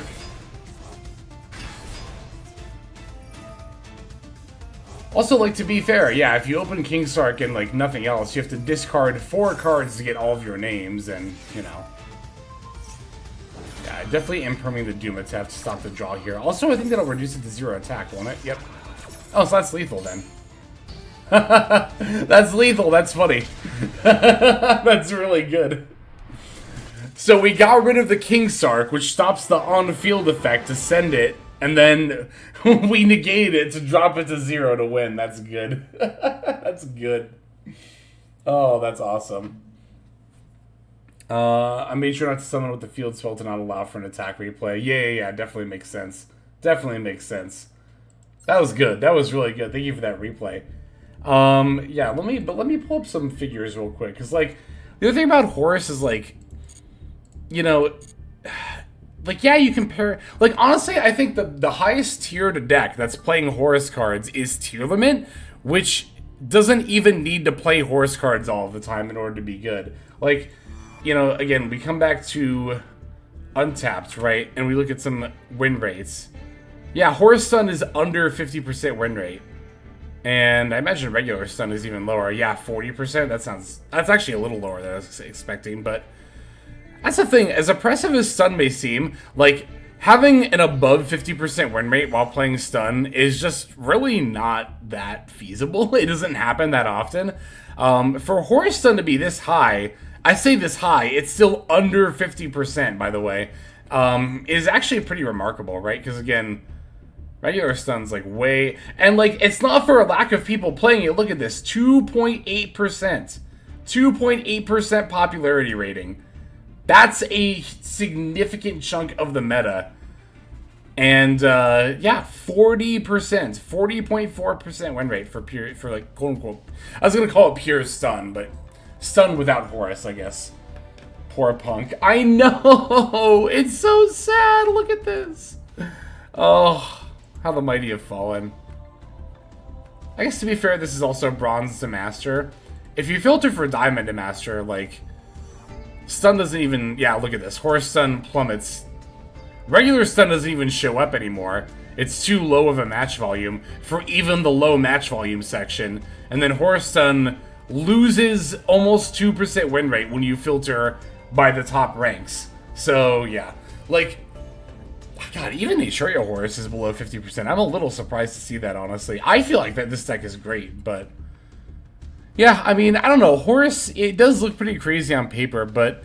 while it does read pretty generic, it just really isn't that splashable on a lot of decks that are already doing well, right? Again, the most splashable deck it's in is Tier Lament, and we see it's... yeah, 50% of the time. That sounds about right. It's interesting. I don't know. Anyway, we do have one more replay to watch here. And that is from Alnick. Why'd I go into Duel Live? That's not where it is. Alnick. Here we go. Against Captain Hammered. Hammered instead of Hammer. It's funny. We're playing Valmonica again. Hell yeah. I think Lightsworn Tier will be the best build. I don't know, has it... Lightsworn Tier hasn't really done... Lightsworn in general hasn't really done anything since Baby Judgment Dragon got released, right? Lightsworn Circular. I feel like that card didn't, like, end up rocketing that deck up to tiered status at all. Akari, if you have the channel points, then I think now would definitely be the best time to send a replay, for sure. But if you'd like to send one at the end, that's also fine. Got that Royal Celtrice Valmonica. Alright, Ashing on the Valmonica field spell. I've heard there's U-Belt here. I haven't seen U-Belt here. I'm sure you could do it, but I don't think it's, like, optimal. But it's probably still, like, fun, if nothing else. Alright, Maxi on the Invitaire here. Sorry, on the Invitaire. So looks like we're going to be adding. Alright, Angelo F pitching one of our imperms for the Domino.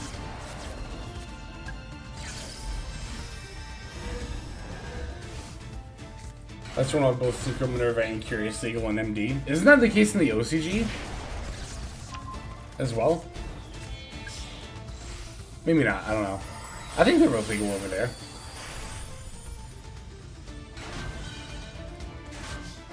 Alright, so going for that Baguska. And then setting 2, passing back over to the opponent. DPE will be coming back during the standby phase, even though it was blown up by the Fusion Destiny effect, of course. But thanks to the Baguska, we'll not be able to use its own effect. However, Raigeki will certainly be a sufficient means of taking care of our board here. That kind of sucks. Alright, so Trice Valmonica does get to activate to add itself back to hand. DPE is going to try to activate here, but we have the imperm for that.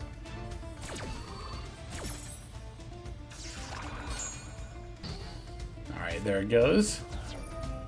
Alright, Denier coming back. Ah, that's just it. That's all they're going to be able to do is battle.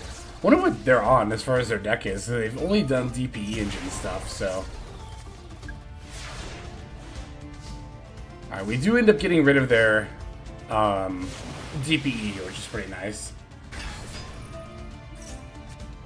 Cell Trees activating. Forbidden Chalice. Wow. This is like budget imperm right here. Forbidden Chalice. I mean, it's not a bad card, but I'm just kind of surprised to see it.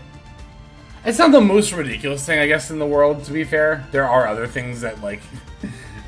I guess the forbidden cards in general are still not, like, horrible, right?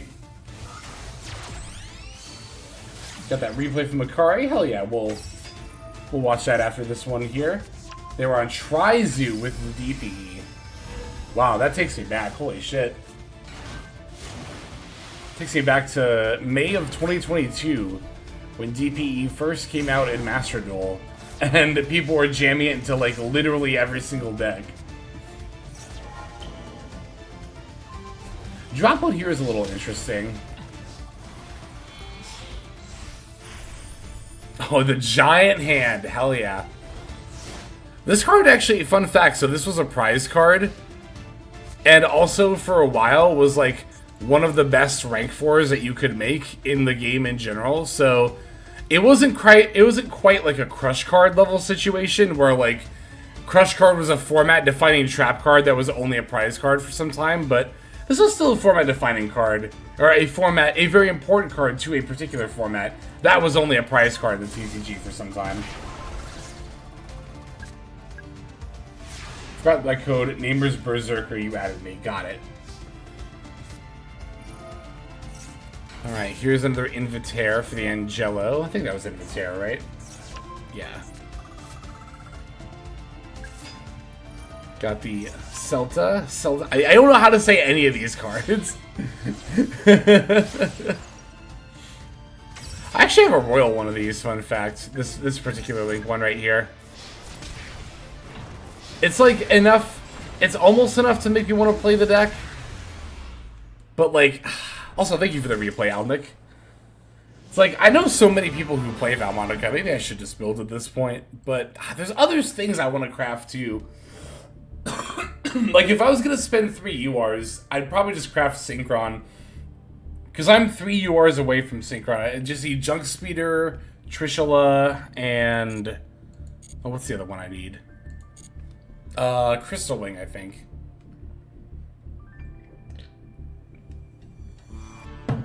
Alright.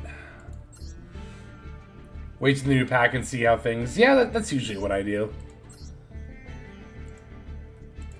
But even then, like I said, you know, it probably would just be, it probably would just be, Synchron that I would build. Alright, let's watch this 4-turn replay from Akari.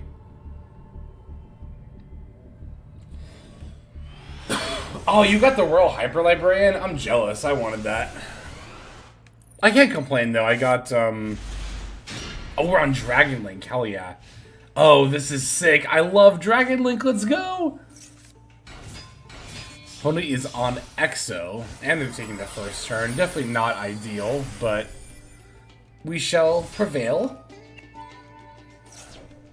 I'll simply high roll the new pack. Yeah, I mean, if I high rolled it by that much, then I would definitely not be opposed to trying it out.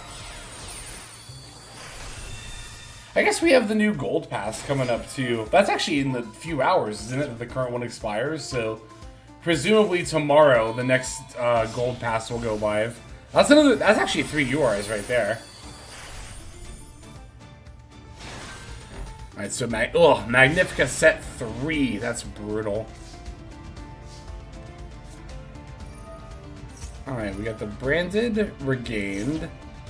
Then we're going to loot Bellion for Druid Swarm. Oh, and then we're also getting Drolled? Wow. That sucks. That sucks. Okay, Magnifica banishing the Absorouter. Returnia coming down next. We're going to chain Saronir. Do we know what the new mate for the pet? Isn't it Bonfire? I know that got, that's rumored gonna be very careful to use the word rumored to be coming out. I think it's the bonfire mate, which I'm so ready for. I think that's a hilarious mate. I love it.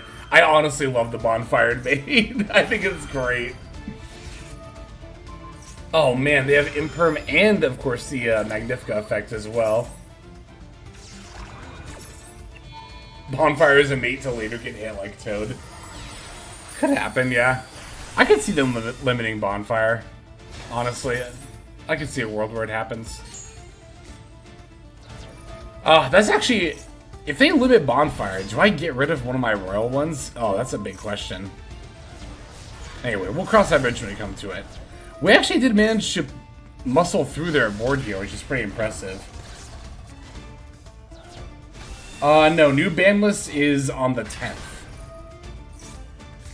So it's a week from today, actually. Same day the new pack comes out.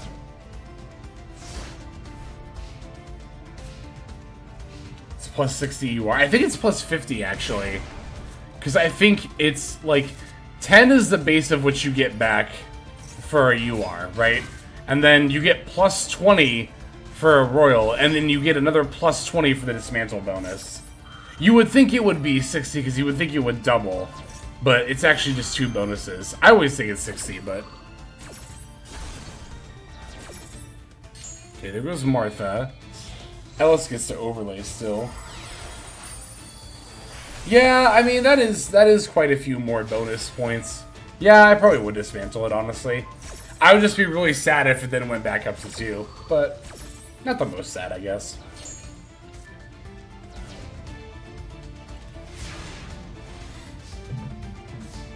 But I kind of think Bonfire is a bad hit to keep, like, to go from 2 to 1. Wow, they didn't even let us combo off. I wanted to see how we were going to pop off with Safer, but, nah, they just surrendered.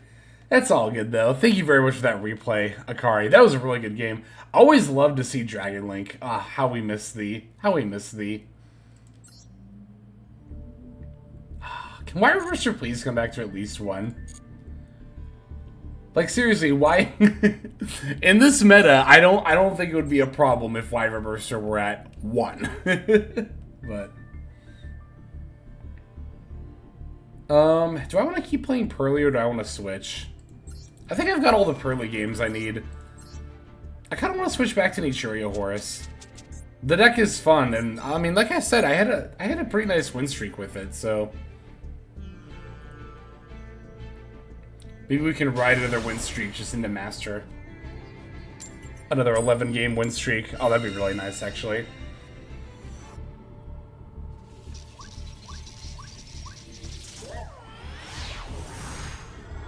Stop Rescuers from playing Bonfire plus Poplar.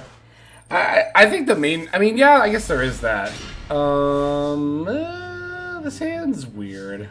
It's not horrible, I guess. It could be worse.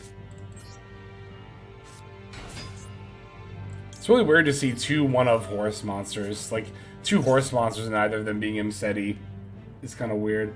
Do it. Do it. Let's fucking go! Gamma on our turn. This hand got a lot better. Pew, pew, pew, pew, pew. Oh my god! Okay, no, that's... No. Get back in that hand.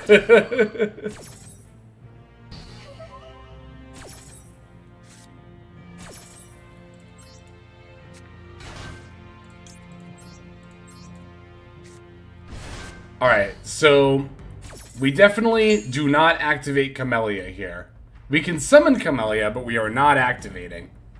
I could make Baron, actually, or they could just concede. That's fine, too. Why did they concede? That was a little early, but we'll take it. Ash on Gamma on Ash. Alright. 1 down, 7 to go. We simply win the next 7 in a row. Alright, we're off to a good start.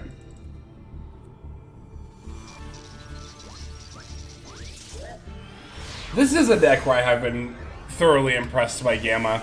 Between Mole Cricket and Imseti, there are just so many so many opportunities for it to come up. Actually, like right here, probably. We'll see. Oh my god. This is about to be pretty good, I think. They're scared of a generic 8. To be fair, I could have made Baron with Camellia plus Driver.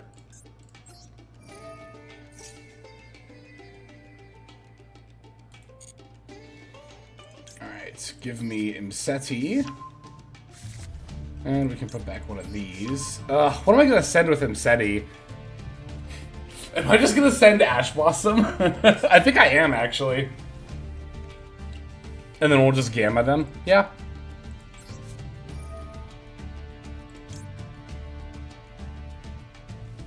Yeah, sure, why not?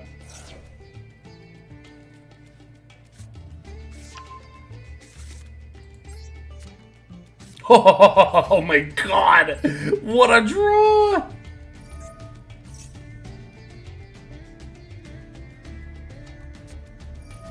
They did it! They did it! Finally, they activated it. Oh, I was waiting for that. Also, did they not know this counts as Kingstar too?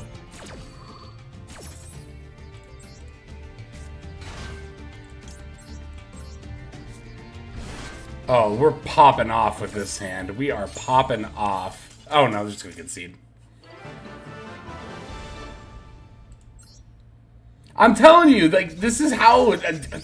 That's why I was baffled when I saw that Horus Naturia had an under 50% play rate. Because that's how... This is my experience playing with this deck. I mean, to be fair, we are just resolving Gamma a lot. Yeah, resolve Gamma equals win. Well, we are also winning a lot of coin flips, to be fair, here, but actually, again, I will say, this deck has a really, really strong going second game, too. With all the Horus names. This hand is... Yeah, this hand's pretty good. It's fine. We'll see.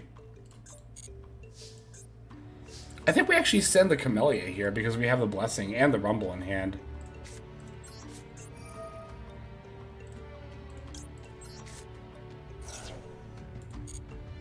Maybe we'll draw a Mole Cricket.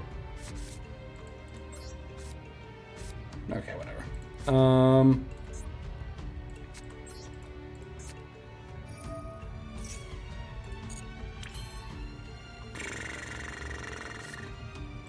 So I have to keep both of these, actually. So I have to use these imperms. Okay, got it. Let's do that first. Snom on a bench. I love that. Thank you for the follow. Welcome to the stream, and I hope you are doing well. I love your name. Snom is such a good Pokemon. We all like Snom, right? Right? Come on. We all like Snom. Who doesn't like Snom?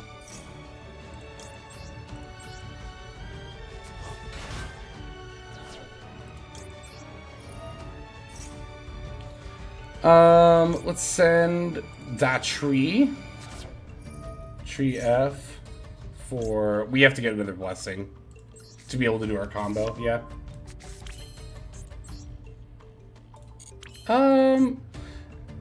Okay, this, like, probably doesn't matter, but I'm actually gonna do it in this order. Mostly because I already have Synchro Rumble in my hand. Because normally I would go out of my way to make Crimson Dragon first. But we already have Synchro Rumble in hand, so I'm actually going to make Musarao first. Which means I want my hand to be less cards sooner, if that makes any sense.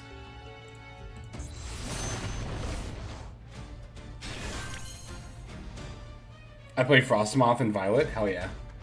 Frostmoth is a cool Pokemon. Let's do this first.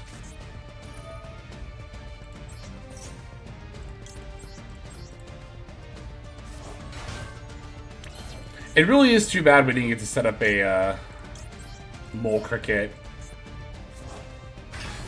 I tend to feel a lot better about turn 1, or the opponent's turn rather. The turn 1 setup. I tend to feel better about that when I have the Mole Cricket in the graveyard too.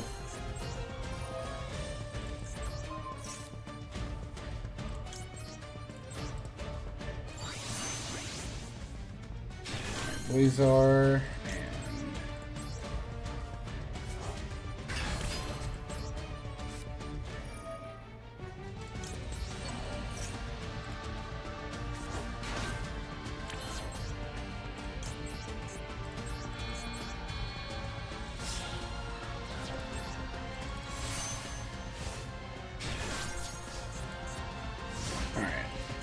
And then we'll make the Nova on their draw phase. Hard make Zeus. Yeah, you can do that in this deck. It's kind of funny.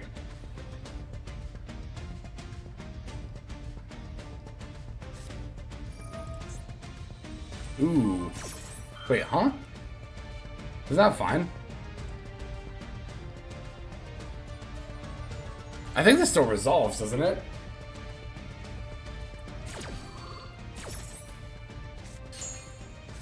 Cool. Well, anyway.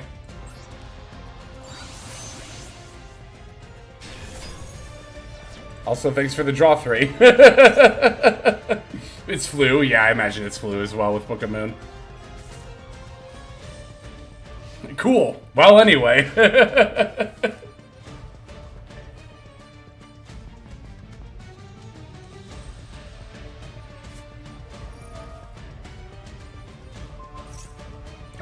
They're like, okay, let me do it right this time. Alright, yeah. Well, I'll use the Quasar here, mostly just to tag it out. That way, like, even if they are able to get over our board, then we still get back Blazar during the end phase.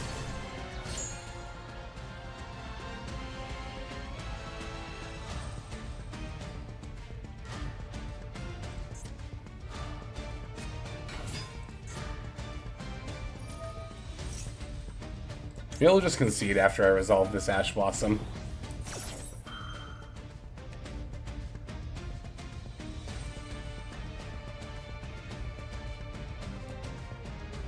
Alright. Yep. Good talk.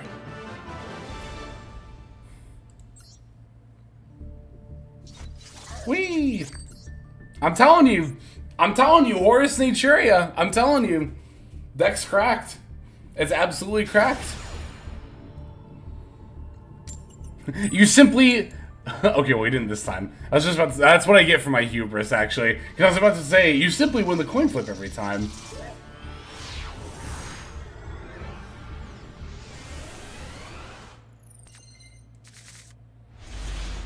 Ugh, no hand traps. This would have been a great going first hand.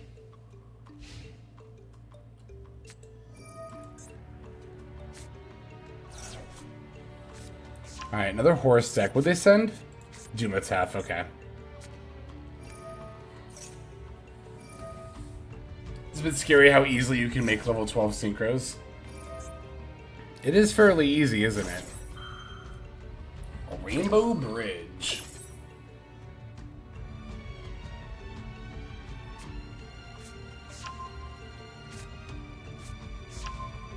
Oh, they got rates off. Interesting.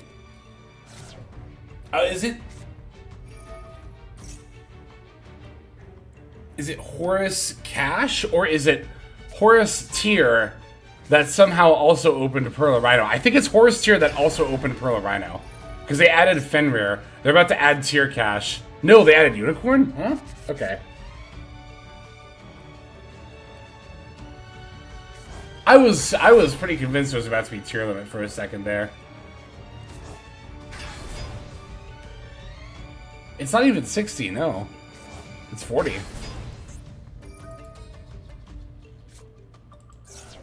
I believe it's 40. 2 plus 5, 7, 8, 9, 10, 11, 12. Yeah, 40. Making the Giant Trainer. I still have a lot of cards in hand, holy shit. Well, there's Mudora, so it's gotta be Tier Limit then. I guess it doesn't have to be. You could just pitch Mudora with King Sark. Oh my god. We just saw them get Maxi and Ash Blossom. That sucks. Well, that really sucks.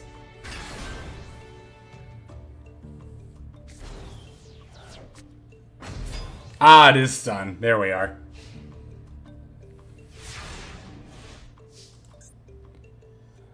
You know what, though?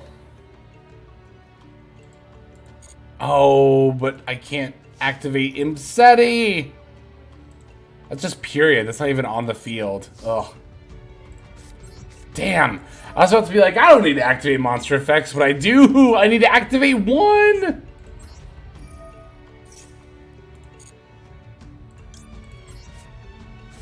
Oh, this sucks. Oh, this just sucks. I just need to activate this one effect. I don't think we have any out to this, do we? I have to, like... peel exactly... Oh no, I have the field spell in play. No, I don't have any out to this then, because Emperor doesn't even do it.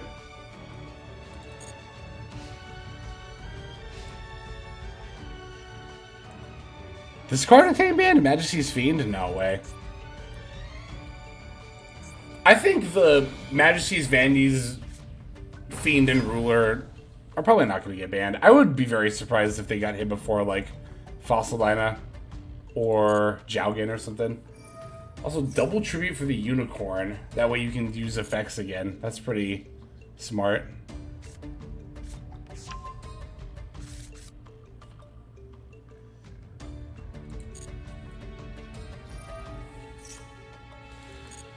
I think they just want to tribute summon monsters. They could be playing a me deck, the same deck I did.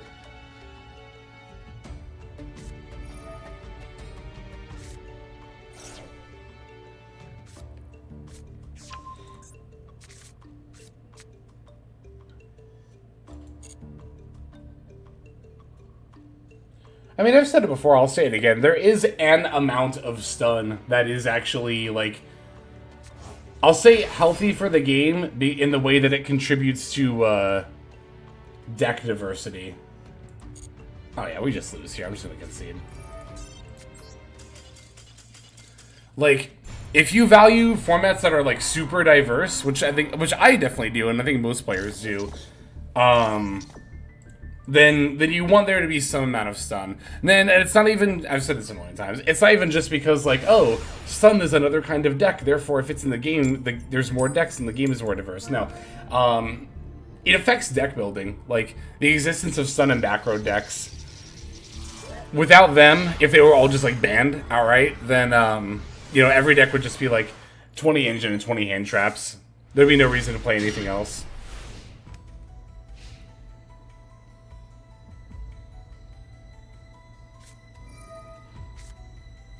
How about hell the fuck no on that? Yeah, no. No. I mean, I don't like playing against stun. I'm not going to pretend like I do. But that doesn't mean the deck doesn't have any kind of role in the metagame as far as, like, contributing to its growth or development.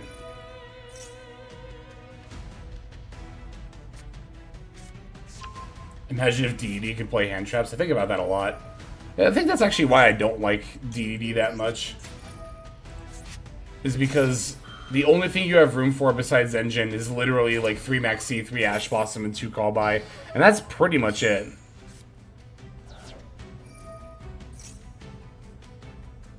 Going second, it so does not matter what they take from the extra deck. They can take Crimson Dragon here, that's fine. If I go second, I almost never make level 12 synchros, like, at all. I just beat them down with Horus monsters. I mean, really, that's why I don't think this game has this deck has a bad game plan going second. Like, you just get to smack them with a bunch of big dudes from your main deck.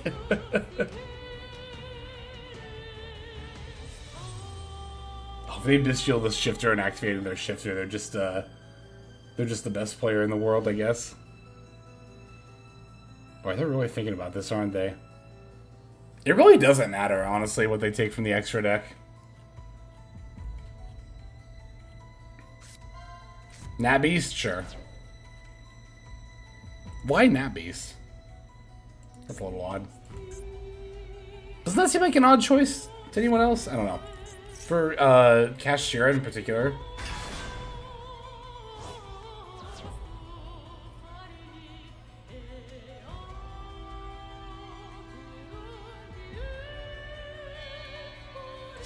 Also, tier cache in pure cache is pretty interesting too.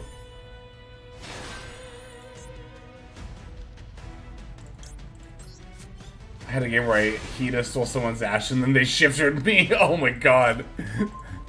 Terrifying. Oh my god. Also, speaking of Ash, it's a pretty good top deck.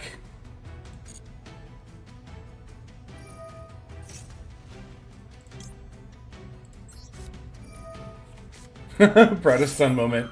Realizing they were on Sky Striker, ending on Imseti plus Secret Village.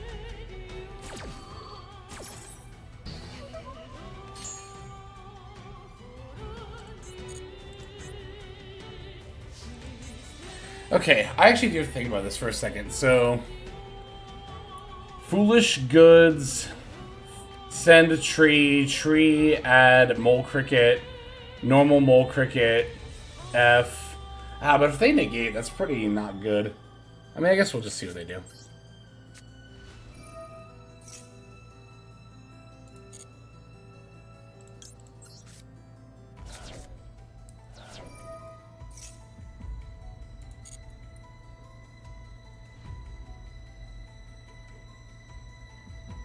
I'm trying to think if there's a reason to not get Mole Cricket. Is this, by battle, okay.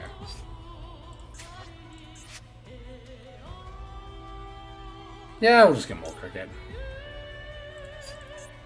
Yeah, we'll just get Mole Cricket. Mole Cricket 99% win rate.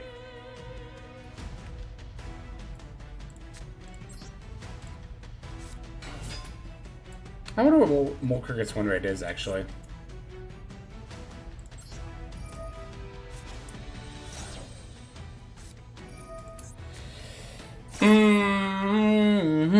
Yeah, we'll call by this. Because we'll get another card off Camellia, sending tree and then tree adding.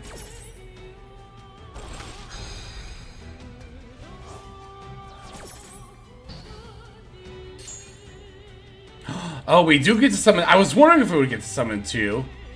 Alright, cool. Yeah, that's pretty fucking awesome. That's way better than I thought it was gonna be.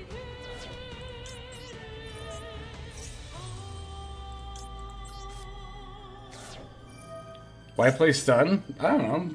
I mean, I'm not Ski, but maybe they just find it interesting. Like, I think it's kind of wild, like, I don't know. Not that I think that's an extreme example of it, but, like, the things some people say about people who play stun are kind of wild. Like, again, I don't like stun, but I see some comments, not here, of course, but, like, on, like, the subreddit where I'm like, dog, that's a person and this is a card game. Like, some of the things that are said, holy shit. Like, like, again, I don't like playing in stun, but again...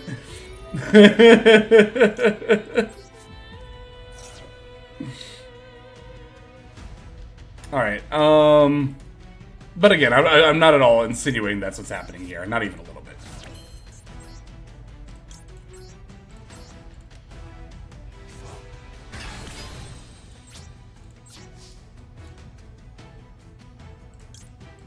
This sends, right? It does, okay. I should have read that a lot sooner than I did, but...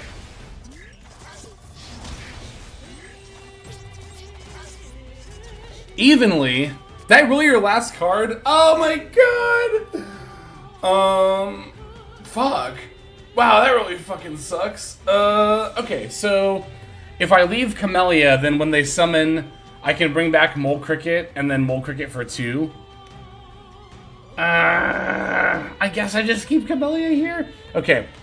I'm definitely not keeping Imseti. Yeah, I think I just keep Camellia. Well, Mole Cricket can summon itself, but only if they summon an extra deck monster. So yeah, I think we'll do it. We'll do it that way. Should be Barkion. I actually don't play Barkion in this list because I never make it. Because the only real way to make Barkion is like Camellia plus Sunflower, and like I'll just always leave Camellia and Sunflower up. I'll be real. Like, okay, cool. Alright. Losing Sunflower to the Banish, though.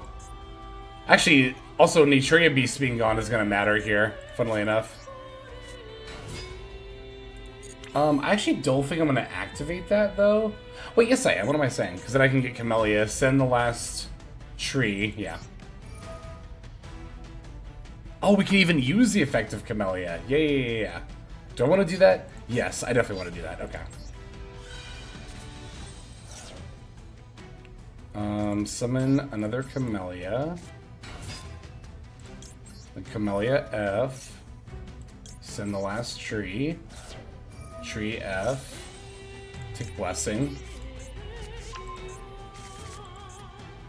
Yeah, again, them taking that beast actually didn't kind of matter here, but...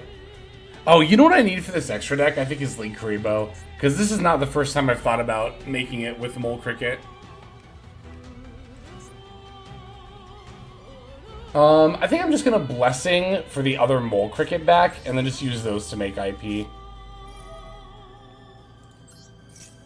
Because I don't really have that much of the use for this Blessing, to be honest.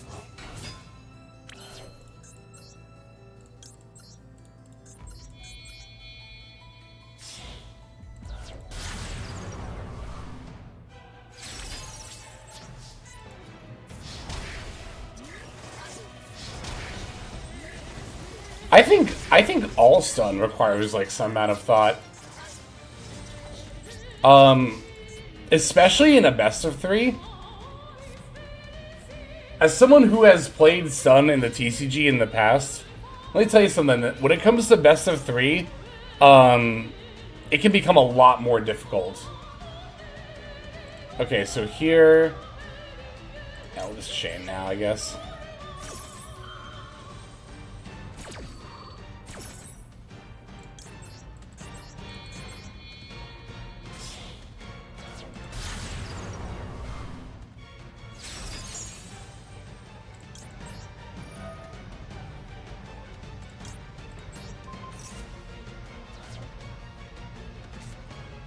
Oh my god!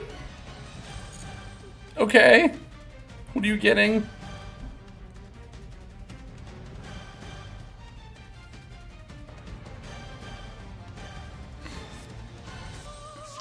Okay. Alright. This is the Hail Mary.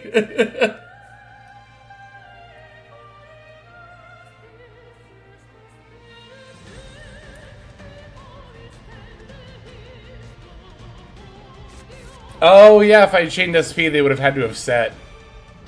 That's a good point, yeah. I didn't think about that. Okay, evenly see...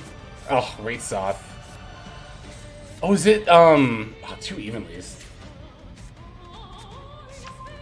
Okay, but Fenrir is banished, right? Or in the yard. Haven't they already used it? No, they haven't. Oh, that's scary. Actually, isn't that fine? So, like...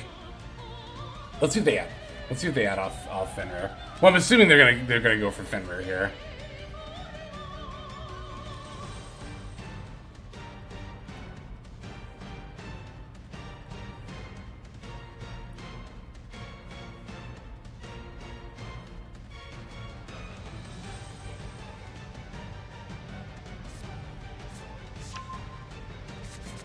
Okay.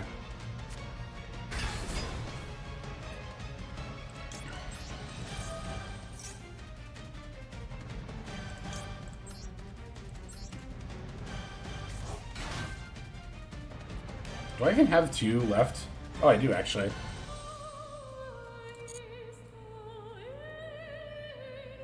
Into the main phase. Yeah, we'll do this now.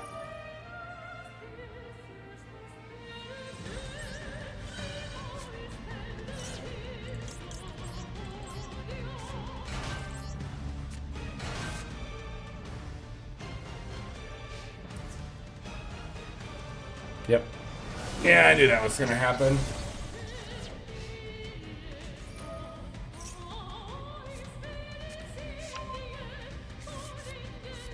Oh no, this sucks! Yeah. Yep, for Rise. Yep. Oh, this is unfortunate. I play Goddess though, don't I? I do. Okay.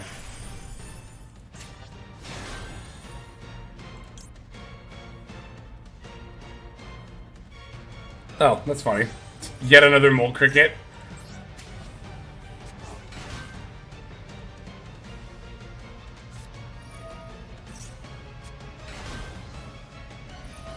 Hey, they can actually eat in my monster zones now. That is a little... That's somewhat relevant. Okay, also top 3 did not have King Sark or the field spell in it, which is the things I'm trying to top deck the most.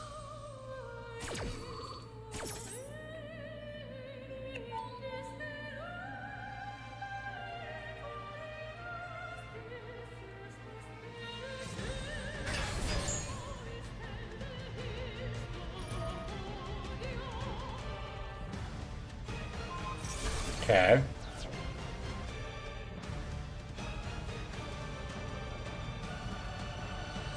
Getting Stink Eye vibes, all the level 1s.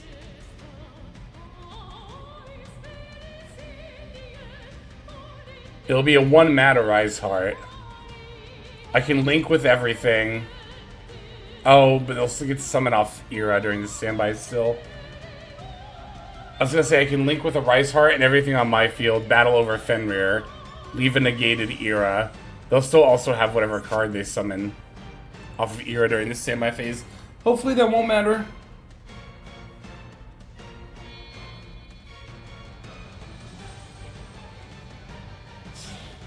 Or, God, hopefully I just also peel a King Sark. Hopefully that just happens too. I mean, that only gets me... Actually, that doesn't give me any names, does it? Is my Mseti even in the graveyard? No, that doesn't even do anything. I'm talking about King Sark, which I just top decked, and my... all my shit's banished. So it actually doesn't even really matter, does it? Rates off pops here? Oh, it does, doesn't it? Because Era activates. Oh, that's brutal. Oh, but I get extra body. Okay, so it actually is fine, because I'll have an extra body anyway.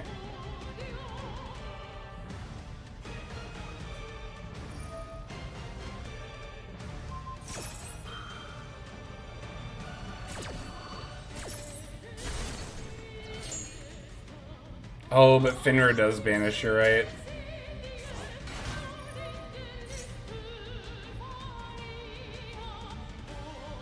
That's too bad.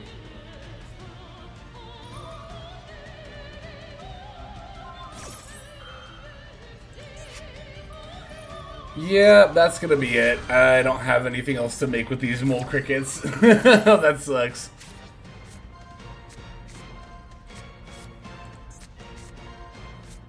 Yeah, I'll just concede then. I don't have a way out of this.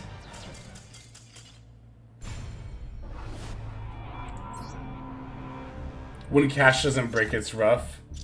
That can be true. But I think that's also kind of a big if sometimes, especially nowadays. I think Pure Cash is another one of those decks that has, like, a low win rate relative to its play rate.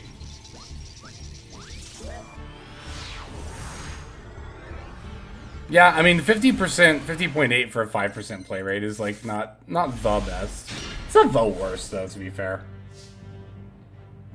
But it's not that great, either. It's really not that great. To be that close to a 50% win rate. When you're, especially 5% popularity, like, that's the 4th most popular deck. So, I think it is, anyway. Anyway, I'm gonna lead with Mseti. Pitching you. Cool.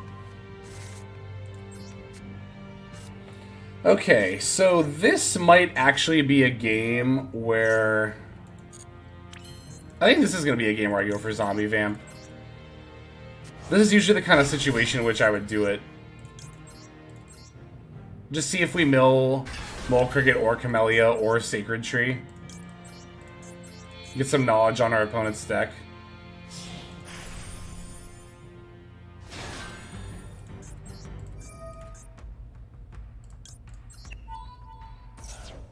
I should have detached Dumatef. Yeah, what did I mill from them? I was gonna say, they hit all monsters. This card is sent to the graveyard pure. Okay, so that'll get summoned or put in their spell trap either way. We didn't mill anything. God, these mills sucked. No, I get Gamma here because then I can send another Horus name and summon Baron, which is in my extra deck. It is in my extra deck. Okay. Poplar F. It's annoying, but not the biggest deal in the world. Oh, you know what I could do, actually? I have some ideas.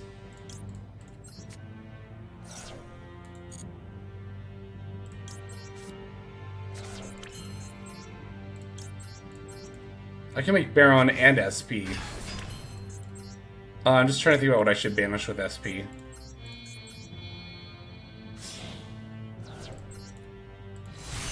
Probably just the Kieran, right?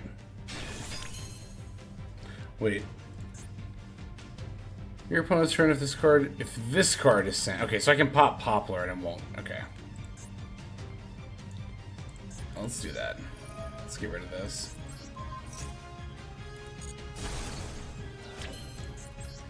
And then, yeah, let's get rid of the Kieran.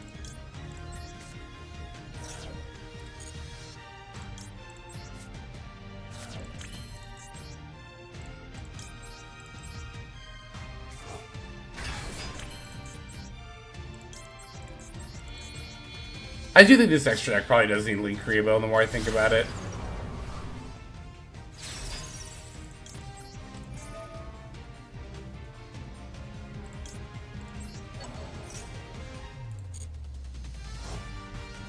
Alright, I mean, this is a fine board for turn 1. It's not the full combo, but SP plus Baron plus a couple of disrupts from off-engine and stuff. It's not bad.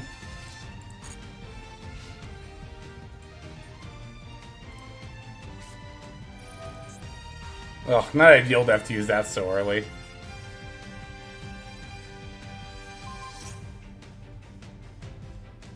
Yeah, I mean, I'll do it.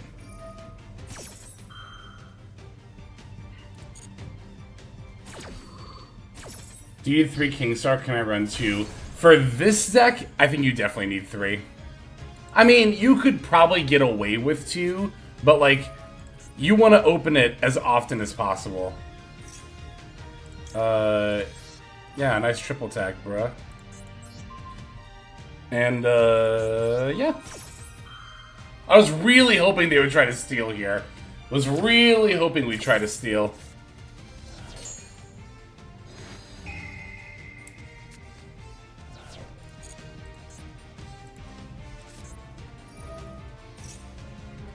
Yep.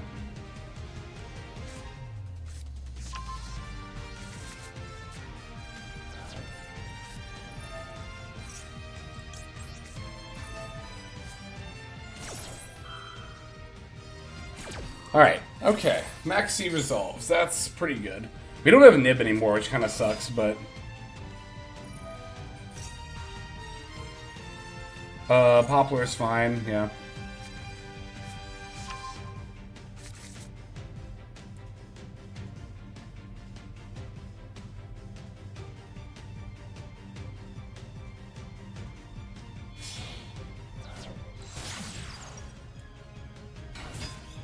Ooh, that's great. Oh my god. I was really hoping to draw that sooner rather than later. I'm very, very glad we drew that when we did.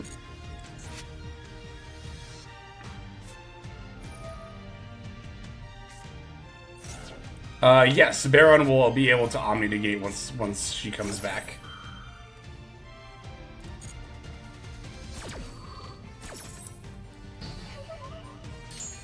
God, I'm so glad we drew that Ash Blossom when we did. Oh, that was very, very good. Alright.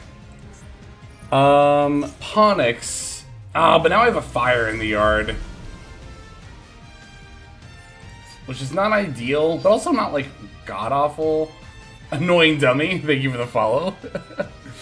Welcome to the stream. I hope you are doing well. Yeah, we have to imperm this, right? Yeah. I mean, like, okay, even if they Hita for Ash for Princess, this has used all its effects. This will have used its effects. So, I don't think they can OTK us very easily unless they have like even more gas in hand.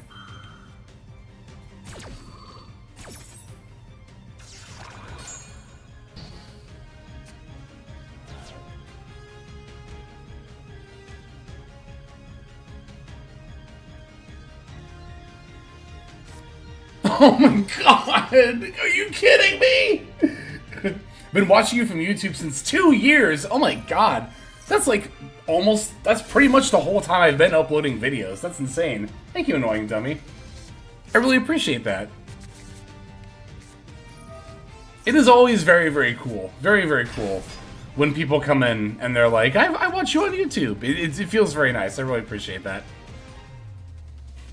Also, yeah, they just had the Fire King Island in hand anyway.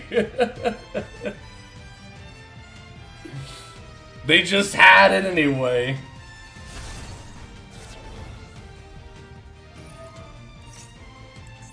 Yeah, it's pretty Jover at this point. But I'll make them play it out. They're still under Max C. Since the Tri-Brigade videos, goddamn. Those were like the first ones I uploaded. We can imperm now. That actually might come up. That actually might come up. There's a decent shot of that coming up here, honestly.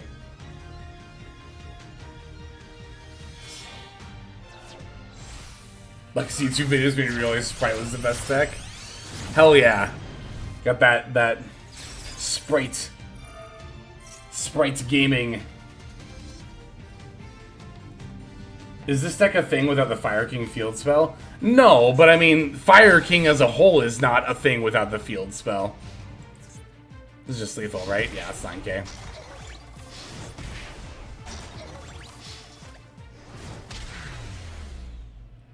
Where is Nib? In the graveyard! We had to give it up. Dang. It is what it is. We'll probably play a couple more games here before we call it. At least one more.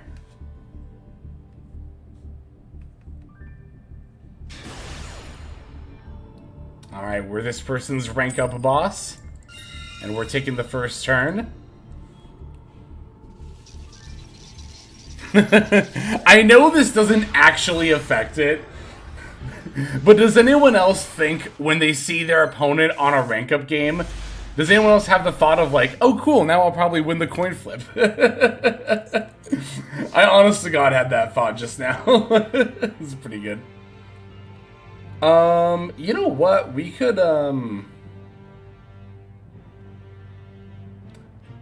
like, oh my god, this hand's a little weird actually.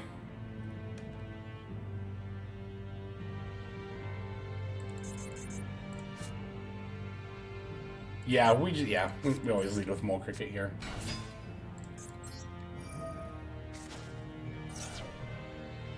I love your optimism. I'm like, that's enough Yu-Gi-Oh for me. Yeah, I mean, I don't know. It's like, I don't really have like a secret to it or anything. I just fucking love Yu-Gi-Oh.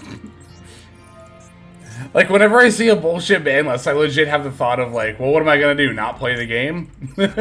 So, which is a valid option, by the way. Like, completely 100% valid. I totally understand people who like get fed up and they're like, nah, this is it for me. Like, I do get it, honestly. I actually had that point myself when Master Rule 4 came out. That was a little too much even for me, but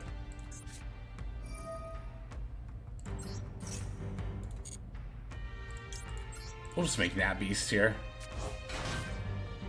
No reason not to. I'm debating if I want to like use both of these and then also just like make IP. Well, I can make SP with one of them. Do you play rank 4s in this deck? I've considered it, but there's a lot of stuff that could go in the extra deck that I would probably put in before rank 4s.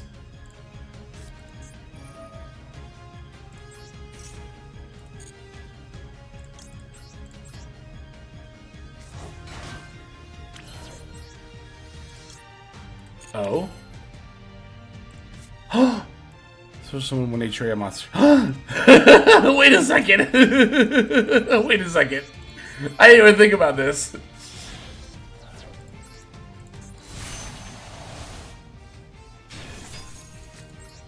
We simply revive the Nat Beast.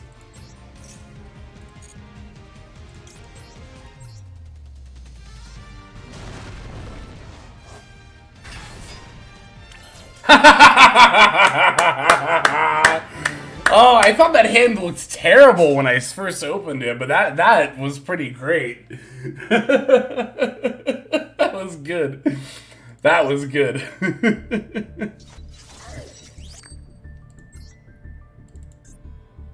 What were they playing? Let's look, actually.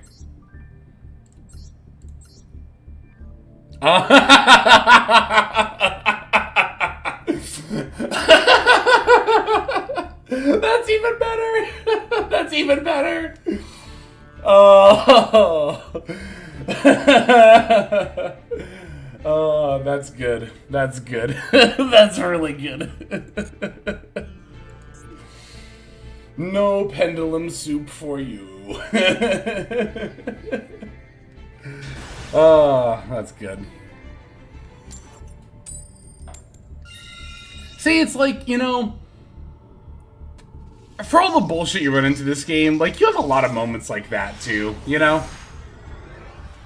You know, I can actually, there's this,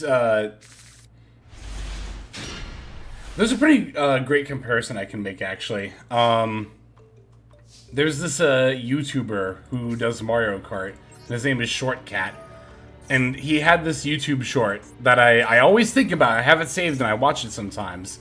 The YouTube short is like, where he's basically saying, you know, people in the comments ask me why I don't rage more when people get lucky in Mario Kart. And it's because, like, basically, for him it boils down to, like, I'm not the main character of the universe. Like, yeah, sometimes really cool stuff happens to me, but sometimes the other people do really cool things. And, you know, hang on, I'm, like, trying to play and talk at the same time here. But basically, it's just this idea of, like, if you only cared when you did the cool thing, and not when your opponent did it too, you're missing out on half the cool things that are happening in this game. Now, granted, I think a lot of people kind of don't appreciate when the opponent does the cool thing, because it stops them from playing the game. Which is, like, understandable, the frustration at that point. But also, like, that's kind of what Yu-Gi-Oh! Is, honestly. Like,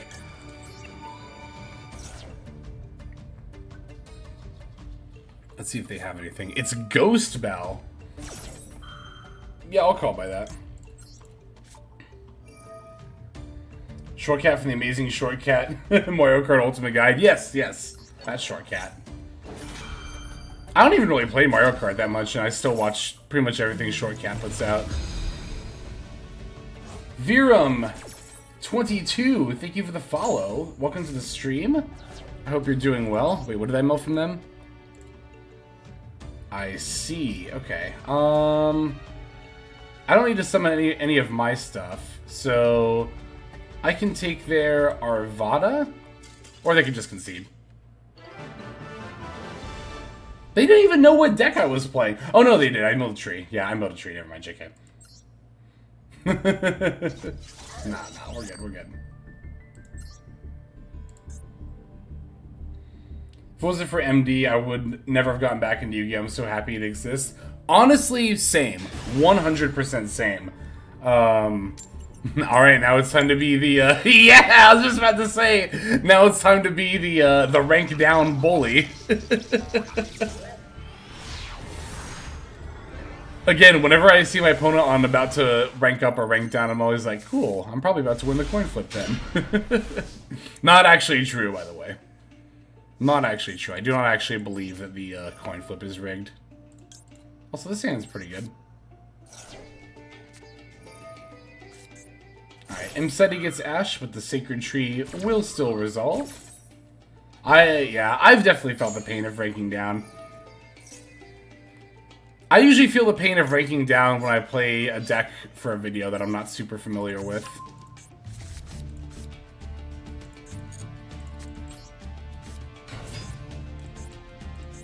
Alright, well, they have something here.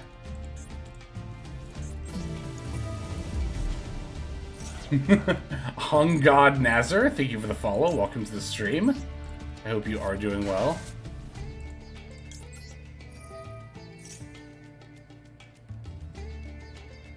Wonder if it's Maxi or... No, it's Imperm, okay. That's fine, actually, because I already have Blessing in hand, so... Doesn't really matter. This is the game that creates a villain.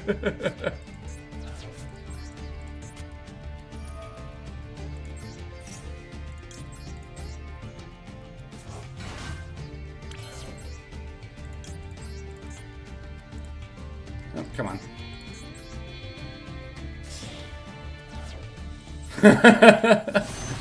You don't have to feel bad for rooting for the opponent because they're on a ranked down game.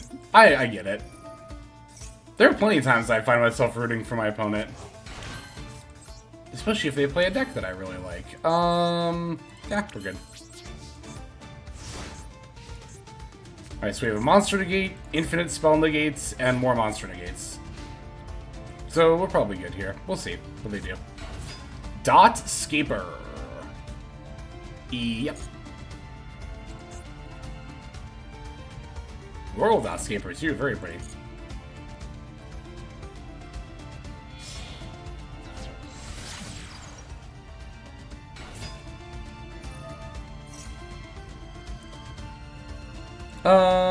Yeah, this is fine. I'm not gonna do this yet. They have to have 2300 or higher.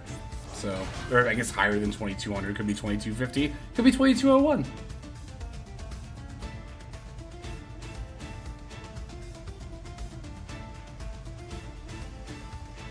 Driver just standing there. Menacingly! Yep.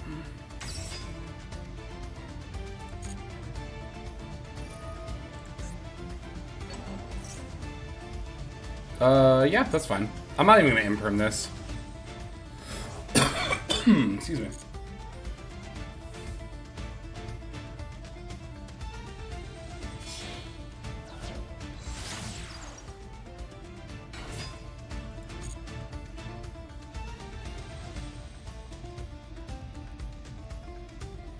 Just waiting for them to summon Transcode Talker. There we are.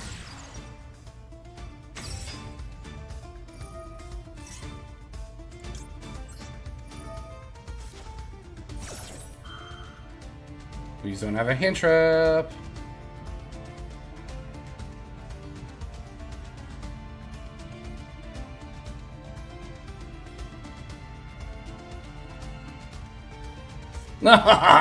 Damn it, I knew that was gonna happen. I knew it. Okay, that's fine. Alright, what am I gonna imperm here? Now I have to actually think about my plays.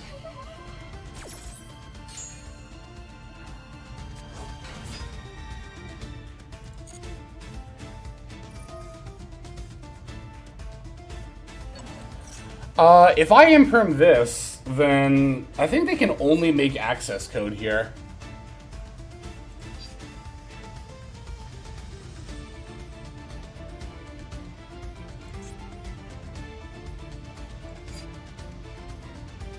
The other option would be to wait for terahertz. But if they're smart... Well, okay, actually, if they wait till battle phase, that's fine. We could just... If they're smart, they'll wait till damage calc. And if we try to imperm preemptively, they can chain terahertz. I kind of want to imperm here. You can still go to Heat Soul where any extender wins. Yeah, I mean, I'm mainly thinking about extenders here. Yeah, I think we... Yeah.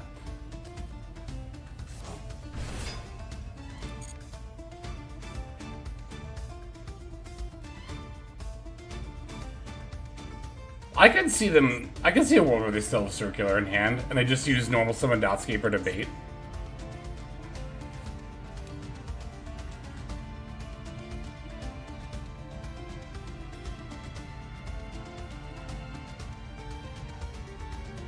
Take care, Ski. Thanks for stopping by.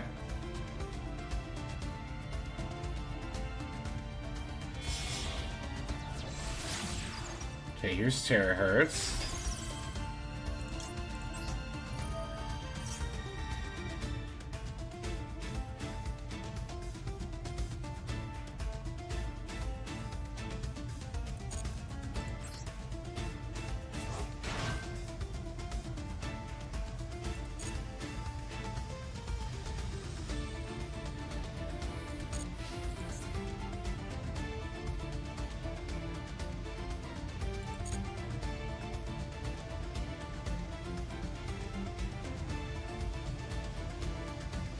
Ah, they are waiting till damage calc.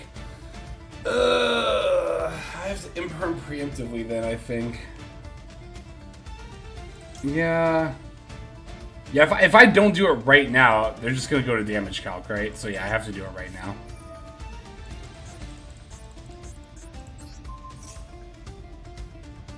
Yep. No, I actually don't remember how this will affect Terahertz's attack points.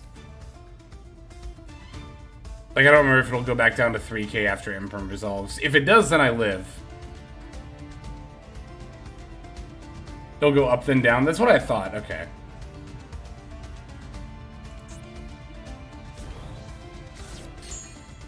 Yep. Okay, cool. So yeah, we live.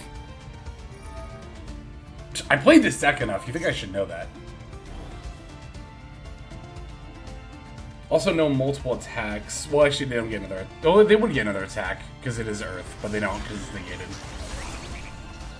So our Mole Cricket lives, for whatever that's worth. Which might end up being something. For a ruling question, what's up? Oh yeah, so they did not have Circular. They had 2 Spell Trap cards. I bet one of them was Call By. I wonder if the other one is like Small World or something. Also, that's a pretty insane top deck. Oh, except for... wait, I don't play Anima. I mean, I would normally anyway. Oh, Mirror Logic? Okay. Huh? Sure.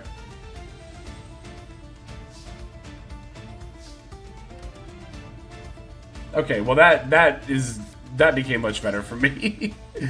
I'll put it here, I guess. Just not in one of these columns. Why not the fusion? That is a great question. That is definitely what I was expecting. But we'll take this.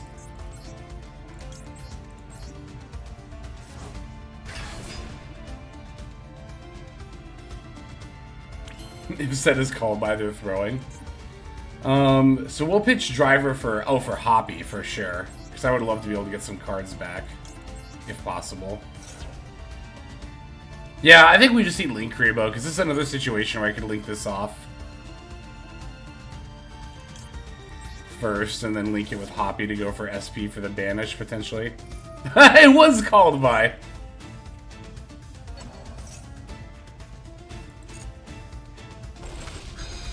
You could have just called by the Mole Cricket! You didn't have to negate it with Aggregator! What? Oh, brutal. Okay, yeah, so I'll just battle and then send it. This doesn't have a protection from that, does it? Negate any monster effects? Hell no. Alright, cool.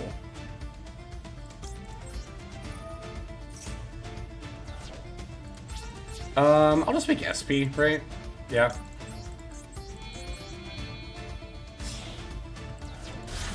Oh, I should have put it in the other. It's circular. I mean, it's math mech, whatever. This won't matter. Overlord Merc, thank you for the follow. Welcome to the stream. The card says you summon from the deck, but the player doesn't use the effect that can still Ash. It could probably quick slow to go spell versus big welcome, right? So why can't you Ash triple attack unless the player draws for 2? Because, triple attack, you're activating one of 3 effects. But the Purrely quick play spells and stuff like that is all 1 effect that sometimes special summons, that conditionally does it. But if it's like bullet points, like on triple attack, you're picking one of those effects to activate. But again, the Purrely quick play spells and such don't have like the bullet points, so they're all just like one thing.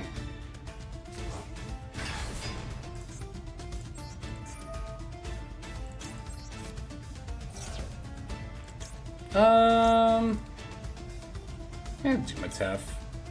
Well, it's not gonna be lethal either way, right? Because this is 46, yeah, so.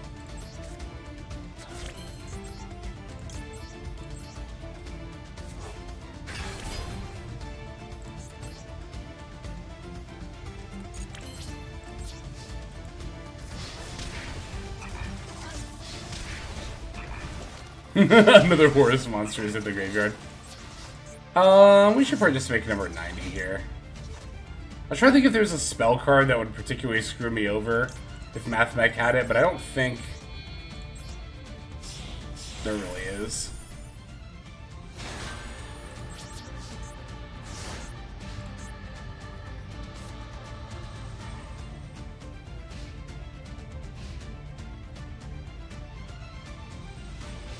Alright.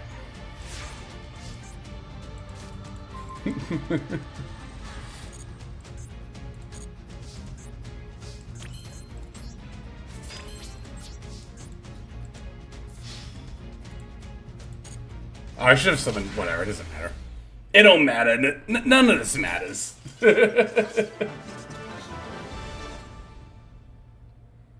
Phantom of Yubo works versus monsters that are unaffected because it changes the effect of the monster. Oh, that's wild. I didn't realize that that kind of effect affected an unaffected monster. Like, I think I understand it to an extent. Momo, I wonder if that's actually someone I know, actually. I said actually twice.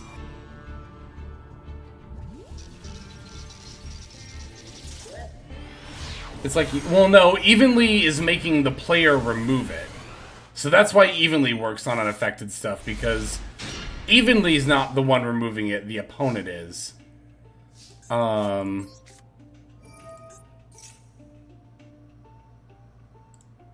let's, we add Imseti, and we just put back King Sark here. Yeah, we'll just put back King Sark.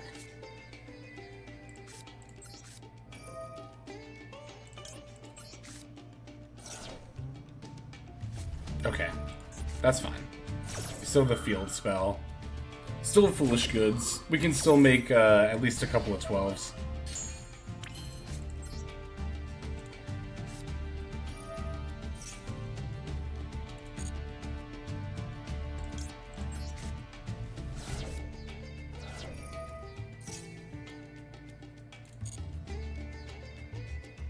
We haven't normaled, right? Of course not. Yeah, so we'll get Mole Cricket.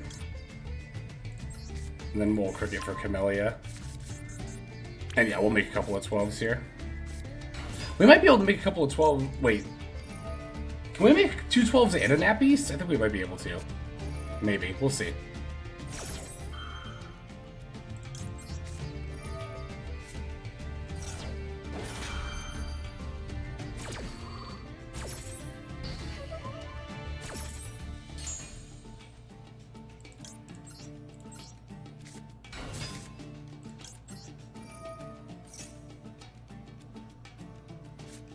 Oh, wow. Imperm, too. That's actually fine, though. Actually, it might not be. Because if I... Let me think for a second. No, because Camellia is once per turn, so even if I bring it back with Synchro Rumble... Okay, so... Okay, alright. Yeah. Blah, blah, blah. I just have a couple of options here. Let's go... I might just make it number 90, honestly. Part of me wants to make Zombie Vamp, but I feel like that's really high rolly. To try to hit Tree or something. I don't even have any more level 8s, even if I do hit Naturia stuff, so... Like, maybe we just make number 90. I could make Musaro. That's actually not a horrible idea. To refill my hand. And then I could potentially get back Hoppy to also refill my hand. Or, I mean, keep Hoppy on the field to get stuff back to potentially refill my hand. It's either that or make number 90.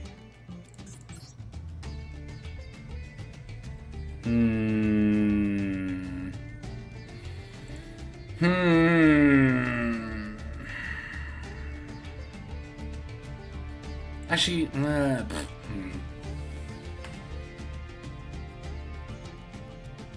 Oh my god, there's so many ways you could do this. Okay, so, well, no, actually, hang on. If I make Crimson Dragon, I get Synchro. Yeah. We'll just do it that way, because I still get Synchro Rumble. And I can still make... Yeah. I'm dumb, I wasn't thinking. I was like, I felt like there was another revive I wasn't factoring in. It was Synchro Rumble. That's what it was.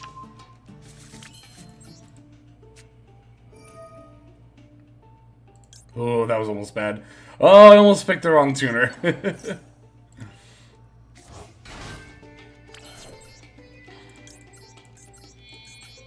I'll just make Blazar now, I think, on my turn. Yeah, I'll just do this now.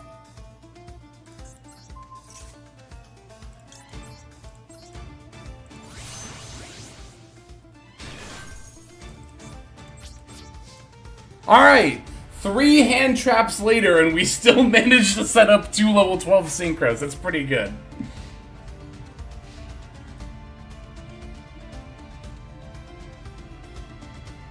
And they both have 4K defense. And we get to draw 3.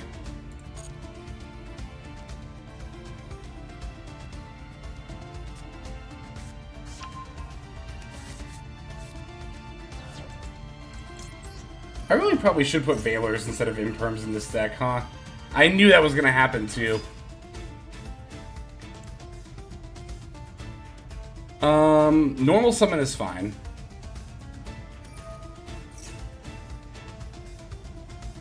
They already used Bonfire.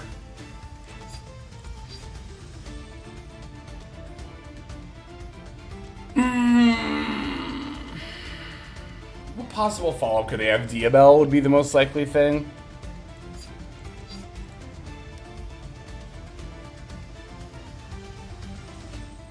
I don't want to wait for them if I think they have Diabell to put more to get more things. Okay.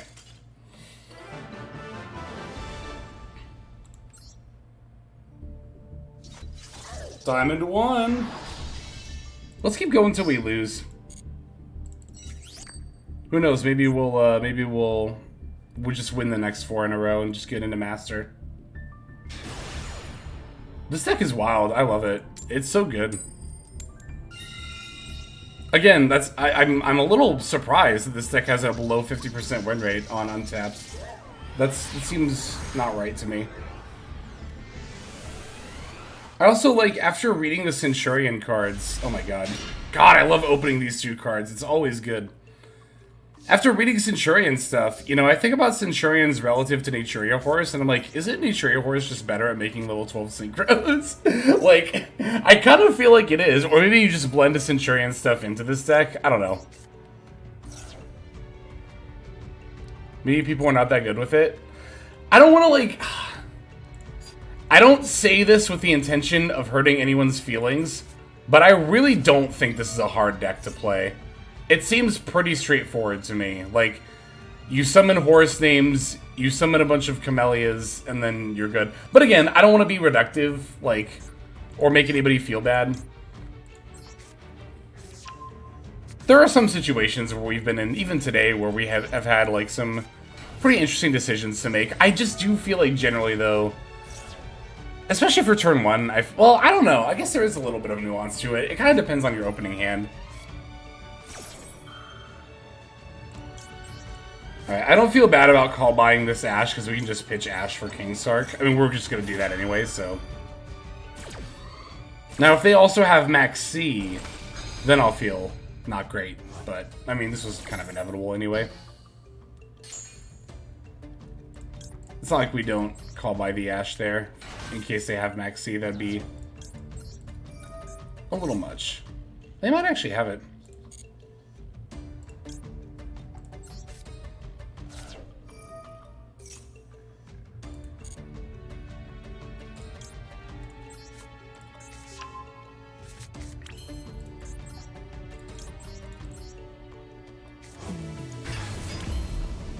Tasty Ruffney, thank you for the follow. Welcome to the stream. I hope you are doing well.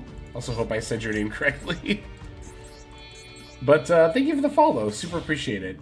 Overlord Merc, did I thank you 11 minutes ago? I think I did. But if I didn't, then 1, I apologize. And 2, also, I welcome you to the stream. And again, hope you are doing well. Gamma! Ah! Yeah, that's gonna have to be fine.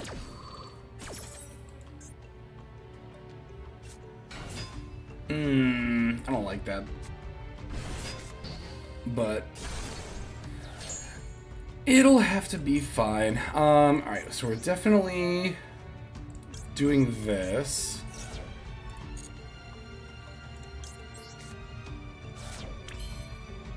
Okay, so I could end on Musarao plus Imperm. Alternatively, I could end on number 90 plus Imperm. Alternatively, I could end on number 38 plus Imperm.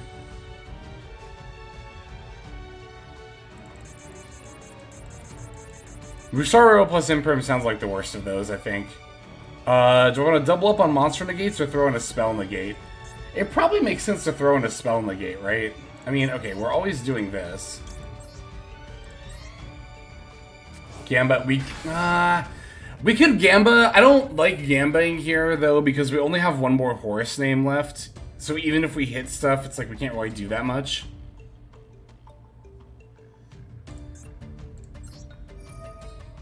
You think Photon Lord? I mean... yeah, that's probably just right. It's more likely that we'll need to negate 2 monster effects than a spell on a monster. I think that'd be kind of deck and even then hand dependent.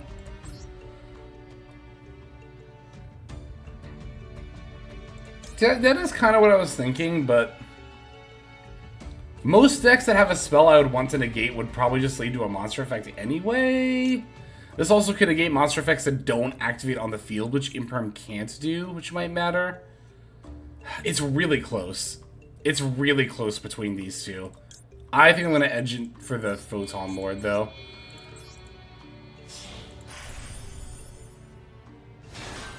I think you could make a pretty solid argument for both.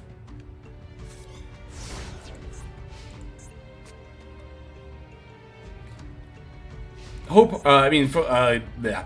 Photon Lord also comes out in defense mode, which is kind of nice because then Lightning Storm is one less spell card that you would need to negate anyway.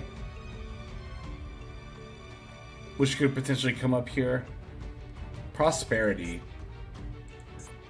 So we're playing a deck that plays Gamma plus Prosperity.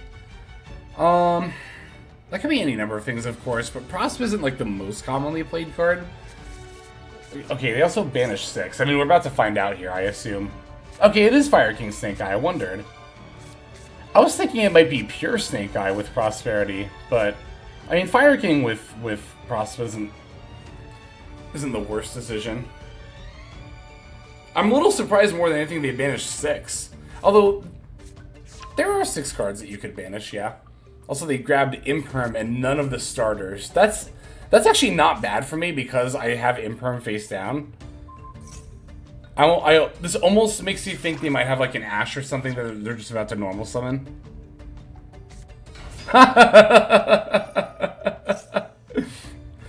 It's almost like I'm psychic or something.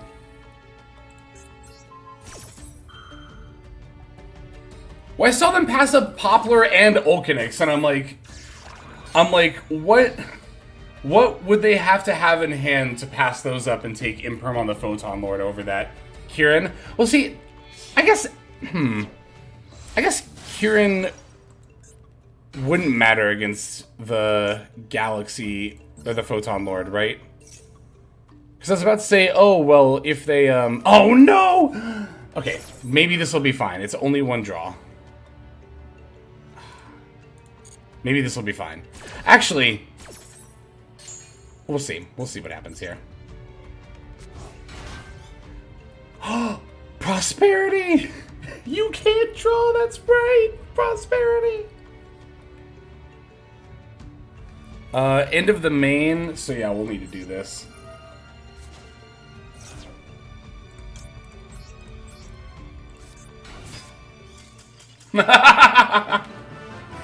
Oh, I always forget about that effect of Prosp. I don't use Prosperity that much. I always forget about the drawbacks. The halved battle damage is a thing, too.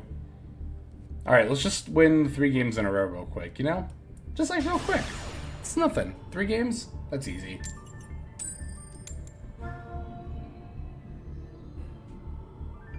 Trident Rescue Ace. It's a good card. Oh, excuse me. Ooh. That's a good hand. Love seeing both of these. 42 card deck. Could be anything. I was just about to say, but it's probably Rescue Ace.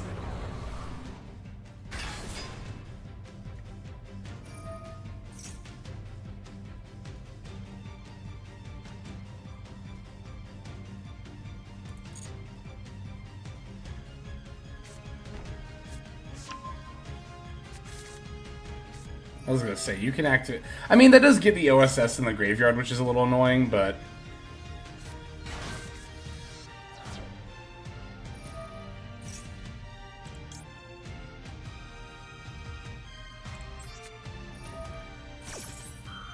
yeah, we'll do this now.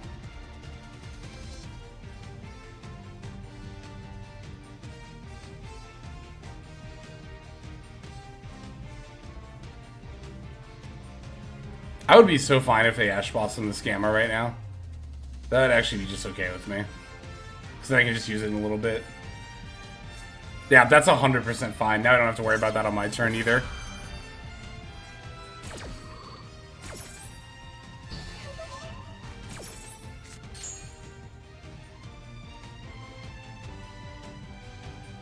I am A-okay with that.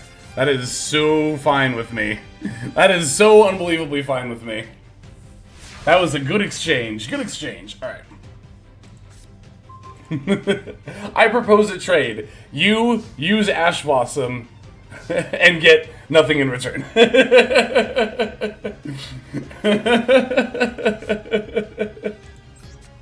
And they didn't normal Airlifter, I guess because they didn't want it to get Gamma'd?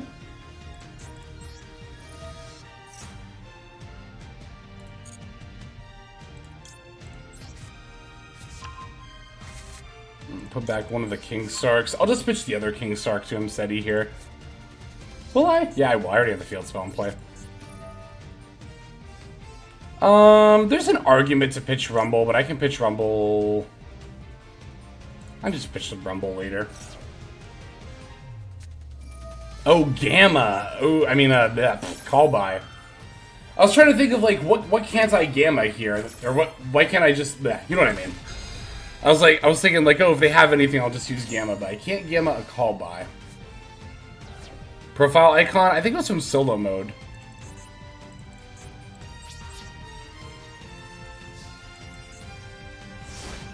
It's a Mayakashi card, right? Isn't the Mayakashi Link 3? So I would presume from that solo mode.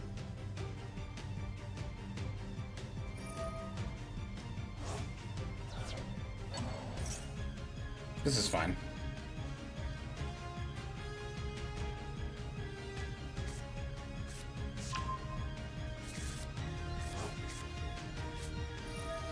This is also fine.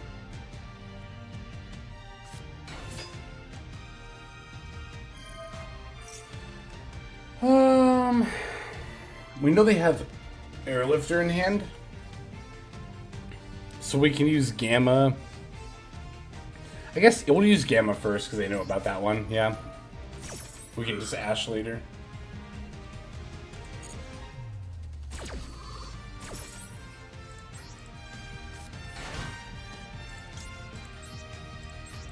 I should have summoned this in attack.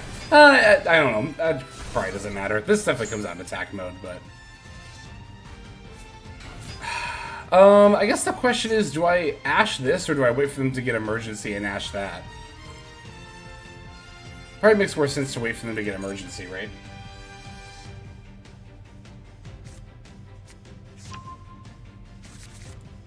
Also, I can just so see a world where, like, I Ash the Airlifter and they already have Emergency in hand.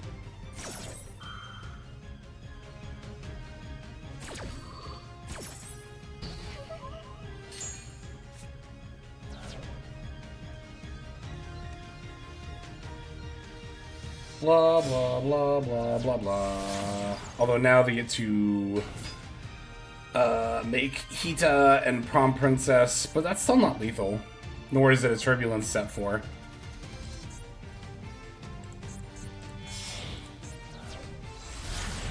Oh, they're going for SP. That's also fun. Oh, that's less fine. No, they get to banish the field spell now. Hmm. Yeah, that's exactly what it is. SP banish pass.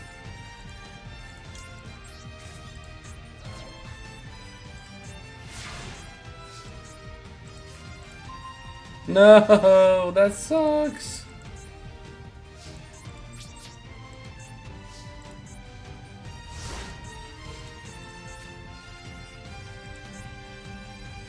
Turban Hand. If they had Turban Hand, I think they would have got something other than Airlifter. Potentially. Oh, well, now... No, now they can make Prom Princess... Oh, now they can do... Yeah, now they have Lethal. This is just Lethal, isn't it? There's no way it's not.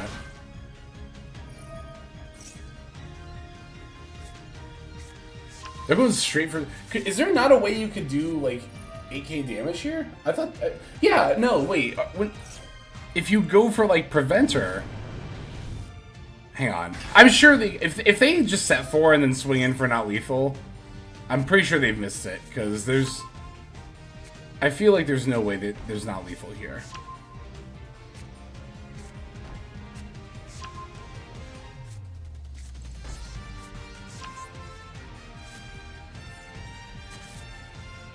They can rescue, yeah. Oh yeah, they can just summon or add Preventer, yeah, now. Okay, yeah. Yep.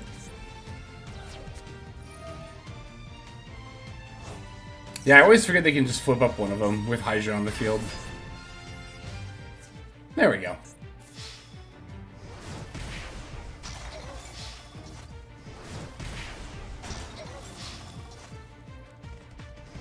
And there it is. Alright.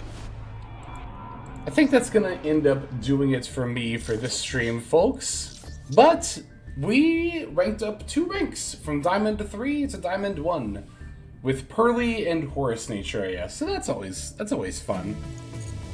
Color Blue, thank you for the follow. Welcome to the stream. Hope you are doing well. We are about to sign off here, but I do appreciate that follow right at the end there.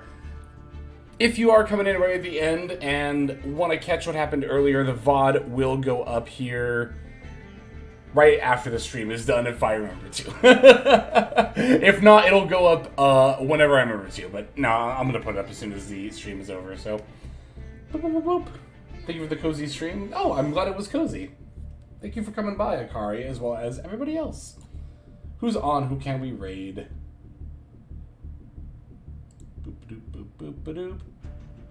Who is online today? Oh, there's a few people online today. Let's see. Let's say hello to our friend Eclipse, who actually looks like just started with Nova Akami. So, hell yeah. Alright, thank you for that follow. Also, Preacher, spelled funnily, if that is how you pronounce it. But anyway, thanks again, folks, for stopping by. Like I said, super appreciate it. And I will catch you all on Friday for some more Ranked Ladder. We gotta get up to Master 1 to play in that new mode. But, alright. Talk to you later, everybody. Bye.